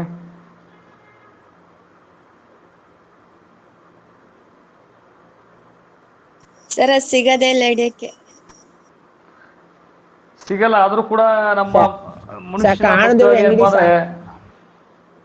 ಕಾಣಲ್ಲ ಕಣ್ಣಿಗೆ ಅಂತ ಹೇಳಿ, ಹೌದಲ್ವಾ? ಅದಕ್ಕೆ ಏನಂತಂದ್ರೆ ಒಂದು ಹೇಳಿರ್ಬೇಕು ನಾನು, ನ್ಯೂಸ್ ಚಾನಲ್ ಏನಪ್ಪಾ ಅಂದ್ರೆ ಪತ್ರಕರ್ತ ಮತ್ತು ನ್ಯೂಸ್ ಅವ್ರ ಜೊತೆ ಒಂದು ಸಂವಾದ ಇತ್ತದು. ಚಕ್ರವರ್ತಿ ಸುಲಿಬಲಿ ಅಂತ ಬರ್ತಾರೆ ಭಾಷಣಕಾರರವರು, ಅವ್ರಿಗೆ ಮತ್ತೆ ಟಿವಿ ಮಾಧ್ಯಮದವ್ರ ಜೊತೆ ದೇವರು ಇದಾನ ಅಂತ ಹೇಳಿ ಒಂದು ಹೇಳಿರ್ಬೇಕು ನಿಮ್ಗೆ ಮುಂಚೆ. ನಾನು ದೇವ್ರ ಇದಾನ ಅಂತ ಹೇಳಿ ಪ್ರಶ್ನೆ ಕೇಳ್ತಾರೆ. ದೇವ್ರ ಇದಾನ ನಿಮ್ ಪ್ರಕಾರ? Yes sir. ಇದಾರೆ ಸರ್. ಎಲ್ಲಿದ್ದಾನೆ ದೇವ್ರು? ಎಲ್ಲಿದ್ದಾನೆ? ರೊಟ್ಟಿ ಒಳಗ ಸರ್ ಟಿವಿ ಒಳಗ ದೇವ್ರ ಪೋಟದಲ್ಲಿ ಅದಕ್ಕ ಇರ್ತಾನೆ ಓ ದೇವ್ರ ಫೋಟೋದಲ್ಲಿ ದೇವ್ರಿದಾನೆ. ನಮ್ಮ ಒಳಗಡೆ ಇಲ್ಲ ಸರ್. ಇರ್ತಾನೆ ಯಾವ್ದೋ ಒಂದು ಸ್ಟೋರಿ ಬರುತ್ತಲ್ಲ, ಯಾವ್ದೋ ಭಕ್ತ ಪ್ರಹ್ಲಾದದಲ್ಲಿ ರಾಜ್ಕುಮಾರ್ ಮತ್ತೆ ಆಮೇಲೆ ಪುನೀತ್ ರಾಜ್ಕುಮಾರ್ ಆಕ್ಟಿಂಗ್ ಮಾಡಿರ್ತಕ್ಕಂಥದ್ದು, ಹೌದಲ್ವಾ? ಅಲ್ಲಿ ಇರುವವನೇ ಅಲ್ಲಿ ಇರುವನು, ಇಲ್ಲಿ ಇರುವನು, ಆ ಕಂಬದಲ್ಲಿ ಅಲ್ಲಿ ಇರುವನು, ಆ ಗೋಡೆಯಲ್ಲಿ ಅಲ್ಲಿ ಇರುವನು ಅಂತೇಳಿ. ಅವಾಗ ಏನಾಗತ್ತೆ, ಆ ಕಂಬ ಹೊಡೆದು ನೋಡಿದ್ರೆ ಯಾರು ಬರ್ತಾರೆ? ನರಸಿಂಹ. ಉಗ್ರ ನರಸಿಂಹ ಹೊರಗಡೆ ಬರ್ತಾನೆ. ಸೊ ಎಲ್ಲರೂ ಕೂಡ ಗಾಬರಿ ಆಗ್ತಾರೆ. ಅದು ಫಿಲ್ಮಲ್ಲಿ ಮಾತ್ರ, ಹೌದಲ್ವಾ? ಹಂಗೇನಪ್ಪ ಅಂದರೆ ನಮ್ಮಲ್ಲಿ ಎಲ್ಲ ಕಡೆನೂ ಏನಿದೆ ಅಂದರೆ ಕಾರ್ಬನ್ ಇದೆ. ನಾವೊಂದು ಹೇಳ್ಬೋದು, ಯಾವುದೇ ವಸ್ತು ತಗೊಂಡ್ರೂ ಅಲ್ಲಿ ಕಾರ್ಬನ್ ಇರುತ್ತೆ. ಸೊ ಕಾರ್ಬನ್ ಕಂಟೆಂಟ್ ಇರುತ್ತದೆ. ಹಂಗೇನಪ್ಪ ಅಂದರೆ ಎಲ್ಲ ಕಡೆನೂ ಆಮ್ಲಜನಕ ಇದೆ. ಅಂದರೆ ಇಟ್ ಮೀನ್ಸ್ ಭೂಮಿಯಲ್ಲಿ ಎಲ್ಲ ಕಡೆನೂ ಆಮ್ಲಜನಕ ಇದೆ, ಅದು ತೋರ್ಸೋಕ್ಕಾಗಲ್ಲ. ಹಂಗೇನಪ್ಪ ಅಂದರೆ ಒಬ್ಬ ಚಕ್ರವರ್ತಿ ಸುಲಿಬಲೆಗೆ ಭಾಷಣ ಮಾಡ್ತಿರ್ಬೇಕಾದ್ರೆ ಏನು ಮಾಡ್ತಾನೆ, ಪ್ರಶ್ನೆ ಕೇಳ್ತಾನೆ. ಹೌದು ಸರ್, ಹಂಗಾದ್ರೆ ನಿಮ್ಮ ಪ್ರಕಾರ ದೇವ್ರು ಇದಾನ ಅಂತ ಅಂದಾಗ, ಹೌದು ಇದಾನೆ ಅಂತ ಹೇಳ್ತಾನೆ. ತೋರಿಸಿ ಅಂತ ಕೇಳ್ತಾನೆ ಅವನು. ತೋರ್ಸೋಕ್ಕಾಗತ್ತ ದೇವ್ರನ್ನ? ಇಲ್ಲ ಸರ್. ಇಲ್ಲ ಸರ್. ಆಗಲ್ಲ. ತೋರ್ಸೋಕ್ಕಾಗಲ್ಲ. ಅದಕ್ಕೆ ಪುನಃ ವಾಪಸ್ಸು ಅವನು ಪ್ರಶ್ನೆ ಹಾಕ್ತಾನೆ, ನೀನು ಉಸಿರಾಡ್ತಾ ಇದೆಯಾ ಅಂತ ಕೇಳ್ತಾನೆ. ಹಾಂ ಹೌದು ಅಂತ ಹೇಳ್ತಾನೆ. ಹಾಗಾದರೆ ಯಾವುದು ಕಾರಣ ಅದಕ್ಕೆ ಅಂತ ಕೇಳಿದಾಗ ಅವನ ಆಮ್ಲಜನಕ ಸರ್, ಆಮ್ಲಜನಕ ಅದನ್ನು ನಾನು ಉಸಿರಾಡ್ತೇನೆ ಅಂತ ಹೇಳ್ತಾನೆ. ಅದು ತೋರಿಸು ಅಂತಾನೆ ಅವನು. ತೋರ್ಸೋಕ್ಕಾಗತ್ತಾ? ಇಲ್ಲ ಸರ್. ಇಲ್ಲ ಸರ್. ಇಲ್ಲ ಸರ್. ತೋರ್ಸೋಕ್ಕಾಗಲ್ಲ. ಈ ಕಡೆ ನಾವು ದೇವರನ್ನು ನೋಡೋಕ್ಕಾಗಲ್ಲ, ಈ ಕಡೆ ಆಮ್ಲಜನಕವನ್ನು ನೋಡೋಕ್ಕಾಗಲ್ಲ ಅಂತೇಳಿ. ಹಾಗಾದಾಗ ಮುಖ್ಯವಾಗಿ ಏನಪ್ಪ ಅಂದ್ರೆ ದೇವರು ಎಲ್ಲರಲ್ಲೂ ಇದ್ದಾನೆ. ಎಲ್ಲರ ಮನಸ್ಸಲ್ಲೂ ಕೂಡ ದೇವರಿದ್ದಾನೆ. ಯಾರ ಮನಸ್ಸಲ್ಲಿ ಒಳ್ಳೆತನ ಇರುತ್ತೆ ಆ ಎಲ್ಲ ಮನಸ್ಸಲ್ಲಿ ದೇವರಿದ್ದಾನೆ ಅಂಥೇಳಿ ನಾವು ಎರಡು ಥರ ನೋಡ್ತೀವಿ ಇಲ್ಲಿ, ಹೌದಲ್ವಾ? ದೇವರು ಮತ್ತು ದೆವ್ವ ಅಂಥೇಳಿ, ಹೌದಲ್ವಾ? ಆ ದೇವರು ಅಂತಕ್ಕಂಥದ್ದು ನಮ್ಮ ಒಳ್ಳೆಯ ಮನಸ್ಸು, ದೆವ್ವ ಅಂತಕ್ಕಂಥದ್ದು ನಮ್ಮ ಕೆಟ್ಟ ಮನಸ್ಸು. ನಾವು ಯಾವುದರ ಹಿಂದ್ಗಡೆ ಹೋಗ್ತೀವಿ ಆಗ ಆಗ್ತೀವಿ, ಹೌದಲ್ವಾ? ಒಳ್ಳೆಯ ಮನಸ್ಸು ಹಿಂದೆ ಹೋದರೆ ದೇವ್ರು ಅನಿಸ್ಕೋಬೋದು. ಎಷ್ಟು ಉದಾಹರಣೆ ಇದ್ದಾವೆ. ಸಿದ್ಧಗಂಗಾ ಶ್ರೀಗಳು, ಹೌದಲ್ವಾ? ತುಮಕೂರು ಸಿದ್ಧಗಂಗಾ ಮಠ, ಅವರು ಒಳ್ಳೆ ಮನಸ್ಸಿಂದೆ ಹೋದರು, ತುಂಬ ಒಳ್ಳೆಯವರಾದರು. ತುಂಬ ಅವ್ರ ಬಗ್ಗೆ ನಮಗೆ ಪ್ರೀತಿ ಇದೆ. ಯಾಕಂದರೆ ಎಲ್ಲ ವರ್ಗದ ವಿದ್ಯಾರ್ಥಿಗಳನ್ನ, ಅಂದರೆ ಬಡವರನ್ನ, ಮುಖ್ಯವಾಗಿ ಏನಪ್ಪ ಅಂದರೆ 1ನೇ ಕ್ಲಾಸಿಂದ PUC ಉಚಿತ ಶಿಕ್ಷಣವನ್ನು ಕೊಟ್ಬಿಟ್ಟು ಏನಪ್ಪ ಅಂದರೆ ಎಷ್ಟೋ ಲಕ್ಷ ವಿದ್ಯಾರ್ಥಿಗಳನ್ನು ಅವರು ಸಾಕಿದ್ದಾರೆ. ಆ ಎಷ್ಟೋ ವಿದ್ಯಾರ್ಥಿಗಳು ಏನಪ್ಪ ಅಂದರೆ ಈಗಾಗಲೇ ಎಷ್ಟೋ ಅಧಿಕಾರಿಗಳಾಗಿದ್ದಾರೆ, ಇಂಜಿನಿಯರ್ಸ್ ಆಗಿದ್ದಾರೆ, ಡಾಕ್ಟರ್ ಆಗಿದ್ದಾರೆ, ಟೀಚರ್ಸ್ ಆಗಿದ್ದಾರೆ. ಎಲ್ಲ ಇಡೀ ನಮ್ಮ ದೇಶ ತುಂಬ ಎಲ್ಲ ಕಡೆ ಕೆಲಸ ಮಾಡ್ತಾ ಇದ್ದಾರೆ. ಅಂತಹ ಸ್ವಾಮೀಜಿಗಳು ನಮಗೆ ಸಿಗಲ್ಲ. ಸೊ ಏನಾಗಿದೆ ಅಂದರೆ ಸದ್ಯಕ್ಕೆ ಅದೆಲ್ಲ ಪ್ರಸಿದ್ಧಿಯಾಗಿರ್ತಕ್ಕಂಥ ಮಠ ಅದು, ಹೌದಲ್ವಾ? ಹಾಗಾಗಿ ಏನಪ್ಪ ಅಂದರೆ ಅನ್ನ ದಾಸೋಹ, ಅಕ್ಷರೋ ದಾಸೋಹ ಜಗತ್ತಿನಲ್ಲಿ ಅತಿ ಹೆಚ್ಚು ಫೇಮಸ್ ಆಗಿರ್ತಕ್ಕಂಥದ್ದು. ಮಠಗಳು ಬರೀ ಏನಪ್ಪ ಅಂದರೆ ರಾಜಕೀಯವನ್ನು ಮಾಡಲಿಕ್ಕೆ ಮಠಗಳಾಗಬಾರ್ದು. ಮಠಗಳು ಏನಾಗಬೇಕಂದ್ರೆ ಶಿಕ್ಷಣವನ್ನು ಕೊಡಲಿಕ್ಕೆ ಮಠಗಳಾಗಬೇಕು, ಅಕ್ಷರವನ್ನು ಕೊಡಲಿಕ್ಕೆ ಮಠಗಳಾಗಬೇಕು, ಜ್ಞಾನವನ್ನು ಹಂಚಬೇಕು. ಅವೆಲ್ಲ ಹಂಚಿದಾಗ ಮಾತ್ರ ಅದು ಮಠ ಅನಿಸ್ಕೋತದೆ, ಹೊರತಾಗಿ ಬರೀ ರಾಜಕೀಯದವರಿಗೆ ಆಶೀರ್ವಾದ ಮಾಡೋಕೆ ಮಾತ್ರ ಮಠಗಳಲ್ಲ. ಅರ್ಥ ಆಯ್ತಾ? ಸೊ ಏನಾಗತ್ತೆ, ನಮ್ಮ ಮನಸ್ಸು ಹೇಗೆ ಇಟ್ಕೋಬೇಕಂದ್ರೆ ನಾವು ಅದನ್ನು ಸ್ವಚ್ಛವಾಗಿ ಇಟ್ಕೋಬೇಕು. ಸ್ವಚ್ಛವಾಗಿ ಅಂತಂದರೆ ಅರ್ಥ, ವಿಚಾರಗಳು ಬರ್ತವೆ, ಎಲ್ಲರಿಗೂ ಬರ್ತಕ್ಕಂಥದ್ದೇ. ಕೆಟ್ಟ ವಿಚಾರಗಳು ಎಲ್ಲರ ಮನಸ್ಸಲ್ಲೂ ಬರುತ್ತೆ, ನನಗೂ ಬರುತ್ತೆ, ನಿಮಗೂ ಬರುತ್ತೆ, ಇನ್ನೊಬ್ರಿಗೂ ಬರುತ್ತೆ. ಯಾಕಂದರೆ ಮನಸ್ಸು ಚಂಚಲವಾಗಿರ್ತಕ್ಕಂಥದ್ದು. ಸೊ ನಾವು ಯಾವುದೇ ಒಂದು ಡಿಸಿಷನ್ ತಗೋಬೇಕಾದ್ರೆ ವಿಚಾರ ಮಾಡ್ಬೇಕು ಅದನ್ನು, ಅದು ಒಳ್ಳೇದಾ, ಹೌದಲ್ವಾ? ಮುಂದೇನಾಗತ್ತೆ ಅಂತೇಳಿ, ಹೌದಲ್ವಾ? ಎಷ್ಟೋ ಜನ ಏನು ಮಾಡ್ತಾರೆ ಅಂದರೆ ಹುಡುಗರ ಜೊತೆ ಓಡಿ ಹೋಗ್ತಾರೆ. ಮನೆ ಪರಿಸ್ಥಿತಿ ತುಂಬ ಕಷ್ಟವಾಗಿರ್ತದೆ, ಅದನ್ನ ಅರ್ಥ ಮಾಡ್ಕೊಳ್ಳಲ್ಲ. ಒಂಚೂರು ಅದನ್ನು ವಿಚಾರ ಮಾಡಿದ್ರೆ ಅವರು ಡಿಸಿಷನ್ ತಗೊಳ್ಳಲ್ಲ ಯಾರು ಕೂಡ. ಎಷ್ಟೋ ಮಕ್ಕಳುಗಳು ಆತ್ಮಹತ್ಯೆ ಮಾಡ್ಕೋತವೆ. ಮಾಡ್ಕೊಂಡ್ರೆ ಏನಾಗತ್ತೆ ಹೇಳಿ, ಅವರೇ ಸತ್ತು ಹೋಗ್ತಾರೆ. ಒಂದು ದಿನ, ಸ್ವಲ್ಪ ದಿನ, ಒಂದು 20 ದಿನ ಅಳ್ತಾರೆ ಮನೆಯಲ್ಲಿ, ಮರ್ತು ಬಿಡ್ತಾರೆ ಆಮೇಲೆ, ಹೌದಲ್ವಾ? ಜೀವನ ಒಂದೇ ಸಲ ಬರೋದು, ಒಂದೇ ಸಲ ಸಿಗೋದು, ಹೌದಲ್ವಾ? ಎಷ್ಟೋ ವರ್ಷಗಳ ಅದು ಕರ್ಮದ ಪ್ರತಿಫಲ ಅದು, ಹೌದಲ್ವಾ? ನಾವು ಮಾಡಿರ್ತಕ್ಕಂಥ ಪುಣ್ಯಗಳ ಫಲವೇ ಒಂದು ಜನ್ಮ, ಹೌದಲ್ವಾ? 7 ಜನ್ಮ ಅಂತ ಇರುತ್ತೆ, ಸುಳ್ಳದು. ಆ ಜನ್ಮ ನಮಗೆ ನೀಡತಕ್ಕಂಥ ಅಪ್ಪನಿಗೆ ತುಂಬ ರೆಸ್ಪೆಕ್ಟ್ ಕೊಡಬೇಕು. ಅದು ಅರ್ಥ ಮಾಡ್ಕೊಳ್ಳಿ, ಹೌದಲ್ವ? ಇವೆಲ್ಲ ಪಾಠಗಳು ಇದೆಲ್ಲ ಸೆಕೆಂಡರಿ. ನಾವು ಮುಖ್ಯ ಕಲ್ಕೋಬೇಕಾಗಿರೋದು ಏನಪ್ಪಾ ಅಂದರೆ ತಂದೆ ತಾಯಿಯರನ್ನು ಗೌರವಿಸೋದು ಮೋಸ್ಟ್ ಇಂಪಾರ್ಟೆಂಟು. ಯಾರ ಮನೆಯಲ್ಲಿ ಅಪ್ಪ ಅಮ್ಮನ ಚೆನ್ನಾಗಿ ನೋಡ್ಕೋತೀವಲ್ಲ ಆ ಮನೆ ಪಾವನವಾಗುತ್ತಂತೆ, ತುಂಬ ಪಾವನವಾಗುತ್ತಂತೆ. ಅವ್ರನ್ನ ಎಷ್ಟು ಗೌರವಿಸ್ತೀವಿ ಅಷ್ಟು ನಾವು ಒಳ್ಳೆಯವರಾಗ್ತೀವಿ, ಅಷ್ಟು ನಮಗೆ ಸಂಸ್ಕೃತಿ ಬರ್ತದೆ. ಯಾವುದೇ ಕಾರಣಕ್ಕೆ ಅಂಥ ಸಂದರ್ಭ ಬಂದರೂ ಕೂಡ ಅವ್ರನ್ನ ಹೊಡೆಯೋದು, ಬೈಯೋದು, ಅದರಲ್ಲಿ ಬೈಯೋದು ಅಂದರೆ ಇಟ್ ಮೀನ್ಸ್ ಕಾಮನ್ ಆಗಿ ಕೋಪ ಬರದೇ ಬರ್ತದೆ ಹಾಗೆಲ್ಲ ಹೇಳೋದು ನಾನು. ಕೆಟ್ಟ ಪದಗಳಿಂದ ನಿಂದಿಸೋದಾಗಿರ್ಬೋದು ಮಾಡೋಕ್ಕೆ ಹೋಗಬೇಡಿ. ನಾಳೆ ನಿಮಗೂ ಮಕ್ಕಳಾಗ್ತವೆ, ನಿಮ್ಮನ್ನು ನಿಂದಿಸ್ತವೆ, ಅದು ಬಂದೇ ಬರುತ್ತೆ. ನಾವು ಮಾಡಿದ ಪಾಪಗಳನ್ನು ಇಲ್ಲೇ ಅನುಭವಿಸಿ ಹೋಗಬೇಕು, ಅರ್ಥ ಆಯ್ತಾ? ನಾವು ಮಾಡುವ ಪ್ರತಿಯೊಂದು ಪಾಪವನ್ನು ಯಾವ ಸ್ವರ್ಗ ಇಲ್ಲ, ಯಾವ ನರಕವೂ ಇಲ್ಲ. ಸ್ವರ್ಗ ನರಕ ಎಲ್ಲ ಇಲ್ಲೇ ಇರೋದು. ನಾವೇನು ಮಾಡ್ತೀವಲ್ಲ ಪಾಪವನ್ನು ಅಥವಾ ಪುಣ್ಯವನ್ನು, ಪುಣ್ಯ ಮಾಡಿದ್ರೆ ಒಳ್ಳೇದಾಗತ್ತೆ, ಪಾಪ ಮಾಡಿದ್ರೆ ಕೆಟ್ಟದಾಗತ್ತೆ, ಅದು ಎಲ್ಲ ಇಲ್ಲಿನೇ ಅನುಭವಿಸಿ ಹೋಗ್ತೀವಿ ಅಷ್ಟೇ. ಸರಿನಾ? ಅರ್ಥ ಆಯ್ತಾ ಇದು?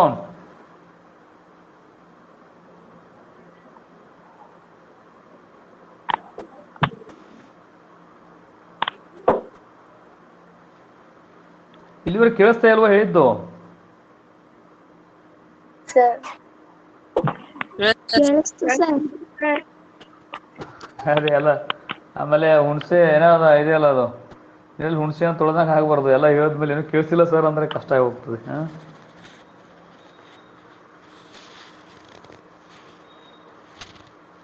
ಸರಿ. ಇಲ್ಲೇನಂದ್ರೆ ಸಿಂಪಲ್ ಇಲ್ಲಿ ಏನಾಗುತ್ತಂದ್ರೆ ಇಲ್ಲಿ ಲೋಹಗಳು ಏನಾಗ್ತಾವ ಅಂದ್ರೆ ತುಕ್ಕು ಹಿಡಿತಾವೆ. ಲೋಹಗಳಲ್ಲಿ ಸಾಮಾನ್ಯವಾಗಿ ಲೋಹಗಳು ಏನಪ್ಪಾ ಅಂತಂದ್ರೆ ತುಕ್ಕು ಹಿಡಿದು ಹೋಗ್ತವೆ, ಹೊಳಪನ್ನ ಕಳೆದುಕೊತವೆ. ಲೋಹಗಳು ಏನಪ್ಪಾ ಅಂದ್ರೆ ಹೊಳಪನ್ನ ಕಳೆದುಕೊಳ್ತಕ್ಕಂಥವು. ಅದು ಕಬ್ಬಿನ ಆಗಿರ್ಬೋದು, ಚಿನ್ನ ಆಗಿರ್ಬೋದು, ಬೆಳ್ಳಿ ಆಗಿರ್ಬೋದು. ಇದಕ್ಕೆ ನಾವೇನಂತೀವಿ ನೋಡಿ, ಇಲ್ಲಿ ಕಬ್ಬಿನ ತುಕ್ಕು ಹಿಡಿಯುವುದನ್ನು ನಾವು ನೋಡ್ತಾ ಇದೀವಿ. ಇಲ್ಲಿ ಕಾಣಿಸ್ತಾ ಇದೆ ಹೊಳಪನ್ನ ಕಳ್ಕೊಳ್ತಕ್ಕಂಥದ್ದು. ಡೆಫಿನೇಷನ್ ಇದೆ ನೋಡಿ ಇಲ್ಲಿ. ಸಂಕ್ಷರಣ ಅಂದ್ರೆ ಏನು ಅಂತೇಳಿ ಪ್ರಶ್ನೆ ಇದೆ ಇಲ್ಲಿ, ಅಂತ ಕೇಳ್ತಾನೆ ಎಕ್ಸಾಮಲ್ಲಿ. ಲೋಹವು ತನ್ನ ಸುತ್ತಲಿನ ವಸ್ತುಗಳಾದ, 5ನೇ ಲೈನ್ ಇದೆ ನೋಡಿ, 5ನೇ 6ನೇ ಲೈನ್ ಇದೆ ನೋಡಿ. ಲೋಹವು ತನ್ನ ಸುತ್ತಲಿನ ವಸ್ತುಗಳಾದ ತೇವಾಂಶ ಕಾಣಿಸ್ತೇ ನೋಡಿ, ತೇವಾಂಶ, ಆಮ್ಲಗಳು ಇತ್ಯಾದಿ ಕಾಣಿಸ್ತಾ ಅಲ್ವ? ಇದು ಇದೆ. ಲೋಹವು ತನ್ನ ಸುತ್ತಲಿನ ವಸ್ತುಗಳಾದ ತೇವಾಂಶ, ಆಮ್ಲಗಳು ಇತ್ಯಾದಿಗಳಿಂದ ಆಕ್ರಮಿಸಲ್ಪಟ್ಟಾಗ ಅದು ಸಂಕ್ಷರಣಕ್ಕೊಳಗಾಗಿದೆ ಎಂದು ಹೇಳಲಾಗುತ್ತದೆ. ಈ ಪ್ರಕ್ರಿಯೆಯನ್ನು ನಾವು ಕರಿತೀವಿ ಸಂಕ್ಷಾರಣ ಎನ್ನುತ್ತೇವೆ. ಅಂದರೆ 1 ಮಾರ್ಕ್ಸಿಗೆ ಕೇಳ್ಬೋದು ಅಷ್ಟೇ ಇದನ್ನು. ಸಂಕ್ಷರಣ ಅಂದರೆ ಏನು ಅಂತ ಕೇಳ್ತಾನೆ. ಉದಾಹರಣೆ ಕೊಡಿ ಅಂತ ಕೇಳಿದಾಗ, ಬೆಳ್ಳಿ ಮೇಲಿನ ಕಪ್ಪು ಲೇಪನ, ತಾಮ್ರದ ಮೇಲಿನ ಹಸಿರು ಲೇಪನ ಹೇಳಿದ್ದೀನಿ ಈಗಾಗಲೇ ಇದನ್ನು ನಾನು. ತನ್ನ ಸುತ್ತಲಿನ ವಸ್ತುಗಳಾದ ತೇವಾಂಶ, ಆಮ್ಲಗಳು ಇತ್ಯಾದಿಗಳಿಂದ ಆಕ್ರಮಿಸಲ್ಪಟ್ಟಾಗ ಅದು ಸಂಕ್ಷರಣ ಒಳಗಾಗಿದೆ ಎಂದು ಹೇಳಲಾಗುತ್ತದೆ. ಈ ಪ್ರಕ್ರಿಯೆಯನ್ನು ನಾವು ಕರಿತೀವಿ ಸಂಕ್ಷಾರಣ ಎನ್ನುತ್ತೇವೆ ಅಂತೇಳಿ. ಬರ್ಕೊಂಡ್ರೆ ಇದು?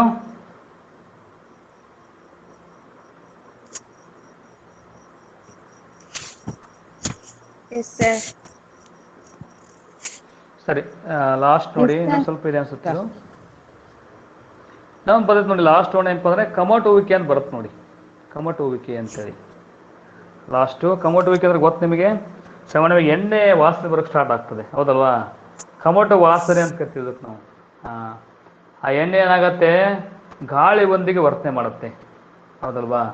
ಎಣ್ಣೆ ಗಾಳಿ ಒಂದಿಗೆ ವರ್ತಿಸಿ ಏನಪ್ಪ ಅಂದರೆ ಅದು ಏನಾಗುತ್ತೆ, ಅದರಲ್ಲಿ ವಾಸನೆ, ರುಚಿ, ಆ ಎಣ್ಣೆಯ ವಾಸನೆ ಮತ್ತು ರುಚಿ ಬದಲಾಗುವುದನ್ನು ನಾವು ಕರಿತೀವಿ ಅಂದರೆ ಕಮಟುವಿಕೆ ಅಂತ ಕರಿತೀವಿ. ಕಮಟುವಿಕೆ ಡೆಫಿನಿಷನ್ ಕೇಳಲ್ಲ, ಇದನ್ನು ಸುಮ್ಮನೆ ಗೊತ್ತಿರಲಿ. ಕಮಟುವಿಕೆ ಅಂದರೆ ಎಣ್ಣೆ ಗಾಳಿ ಒಂದಿಗೆ ವರ್ತಿಸಿ ಆ ಎಣ್ಣೆಯ ರುಚಿ ಮತ್ತು ವಾಸನೆ ಬದಲಾಗುವಿಕೆಯನ್ನು ನಾವು ಕರಿತೀವಿ ಅಂದರೆ ಕಮಟುವಿಕೆ ಅಂತೇಳಿ ಕರಿತೀವಿ ನಾವು ಸಾಮಾನ್ಯವಾಗಿ. ಇಷ್ಟು ಏನಂತಂದರೆ ಕಮಟುವಿಕೆ ಸಂಬಂಧಪಟ್ಟಂಗಾಯಿತು. ಇನ್ನು ಉಳ್ಕೊಂಡಿದೆ ನೋಡಿ, ಏನಾದ್ರು ಸಿಲೆಬಸ್ಸು ಚೆಕ್ ಮಾಡಿ ಒಂದ್ಸರಿ.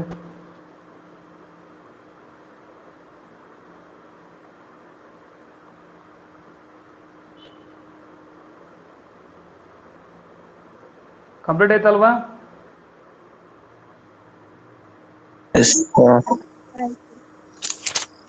ಕಂಪ್ಲೀಟ್ ಆಯ್ತಲ್ವಾ? ಓಕೆ. ಇದುವರೆಗೂ ಏನಂದ್ರೆ ಒಂದು 7 ಗಂಟೆಯಿಂದ 8:16ವರೆಗೂ ಅಂದರೆ 1 ಗಂಟೆ 15 ನಿಮಿಷದವರೆಗೂ ಕ್ಲಾಸ್ ಮಾಡಿದ್ವಿ. ಸೊ ಇದು ಚಾಪ್ಟರ್ ಕ್ಲೋಸ್ ಆಯಿತು. ನೀವು ಅಭ್ಯಾಸವನ್ನು ನನಗೆ ಇವತ್ತು ಯಾವ ವಾರ, ಇವತ್ತು ಮಂಗಳವಾರ, ನಾಳೆಗೆ ನೀವು ಚಿತ್ರಗಳನ್ನ ಹಾಕಬೇಕು. ನಾನು ಹೇಳಿದ್ದೀನಿ ನಿಮಗೆ, ಬುಧವಾರ ಚಿತ್ರಗಳು 14 ಚಿತ್ರಗಳನ್ನು ನೀವು ನನಗೆ ವಾಟ್ಸಪ್ ಹಾಕಬೇಕು. ಕ್ಲಾಸ್ ಸ್ಟಾರ್ಟ್ ಆಗೋಕ್ಕಿಂತ ಮುಂಚೆ ನೀವು ಈಗಲೇ ಹಾಕ್ಬೋದು ಬಿಡಿಸ್ಬಿಟ್ಟು. ಒಟ್ಟು 14 ಚಿತ್ರಗಳನ್ನು ನನಗೆ ಬಿಡಿಸಿ ಏನಂದರೆ ಹಾಕಿ. ಸರ್ ಬಿಡಿಸಿಲ್ಲ ಅಂದರೂ ಸಮಸ್ಯೆ ಇಲ್ಲ, ನಾನೇನು ನಿಮಗೇನು ಮಾಡೋಕ್ಕಾಗಲ್ಲ, ಯಾಕೆ ನಾನು ಇಲ್ಲಿದ್ದೀನಿ. ಸೊ ನಿಮ್ಮ ಇಷ್ಟ, ಬಿಡಿಸಿದ್ರೆ ನಿಮಗೆ ಒಳ್ಳೆಯದು. ಬಿಡಿಸ್ಬಿಟ್ಟು ಏನಪ್ಪ 14 ಚಿತ್ರಗಳನ್ನು ಹಾಕಿ ನಾನು ನೋಡ್ತೀನಿ, ಅದನ್ನು ನೋಡಿಬಿಟ್ಟು ಅಲ್ಲೇ ರೈಟ್ ಮಾರ್ಕ್ ಮಾಡಿ ಹಾಕ್ತೀನಿ. ಹಾಕಿ ಯಾವಾಗೂ ಬಿಡಿಸಿದ್ದಲ್ಲ, ರೀಸೆಂಟನ್ನು ಬಿಡಿಸಿರ್ತಕ್ಕಂಥ 14 ಚಿತ್ರಗಳನ್ನು. ಪಟ್ಟಿ ಸಿಗ್ತಾ ನಿಮಗೆ, ಚಿತ್ರಗಳ ಪಟ್ಟಿ? Yes sir. ಇಲ್ಲ ಸರ್. ಯಾರು ಸಿಕ್ಕಿದೆ ಅವ್ರು? ಯಾರು? ಸಿಕ್ಕಿದೆ ಸರ್. ಸರ್ ನನಗೂ ಸ್ವಲ್ಪ ಬೇಕು ಸರ್. ನಾನು ಅದೇ ಹೇಳಿದೆ ನಿಮಗೆ, ಇದನ್ನ ಸ್ವಲ್ಪ ನೆನಪು ಮಾಡಿ ನನಗೆ ನಾವು ಹಾಕ್ತೀನಿ ಅಂತ ಹೇಳಿದೆ ನಿಮಗೆ. ಬಟ್ ನೀವು ನೆನಪು ಮಾಡಿಲ್ಲ, ಅದನ್ನು ನಾನು ಹುಡುಕ್ಬಿಟ್ಟು ಹಾಕ್ತೀನಿ. ಚಿತ್ರಗಳ ಪಟ್ಟಿ ನಿಮಗೆ ಗ್ರೂಪಿಗೆ ಶೇರ್ ಮಾಡ್ತೀನಿ, ಈಗ ಹುಡುಕ್ಬಿಟ್ಟು ಕಳಿಸ್ತೀನಿ. ಈಗ ಒಟ್ಟು 24 ಚಿತ್ರಗಳಲ್ಲಿ ಡಿಸ್ಟರ್ಬೆನ್ಸ್ ಆಗ್ತೀನಿ ನೋಡಿ. ಯಾರು ಮಾತಾಡ್ತಾ ಇದ್ರಿ? ವಿಶ್ವಾಸ್,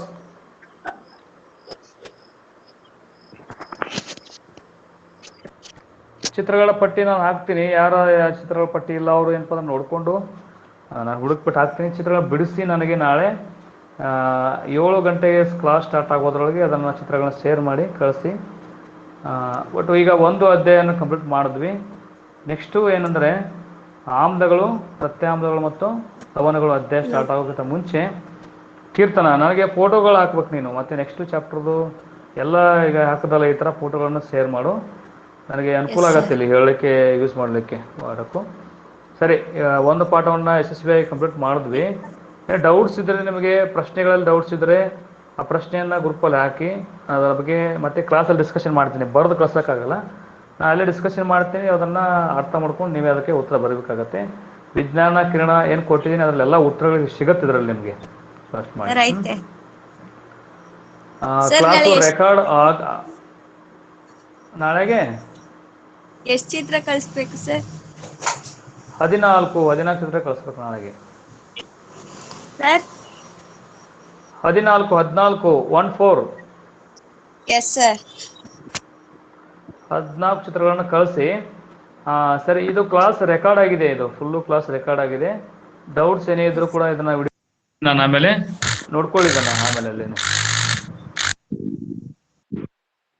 ಸರಿನಾ? ಕೇಳಿಸ್ತಿದೆಯಲ್ಲ?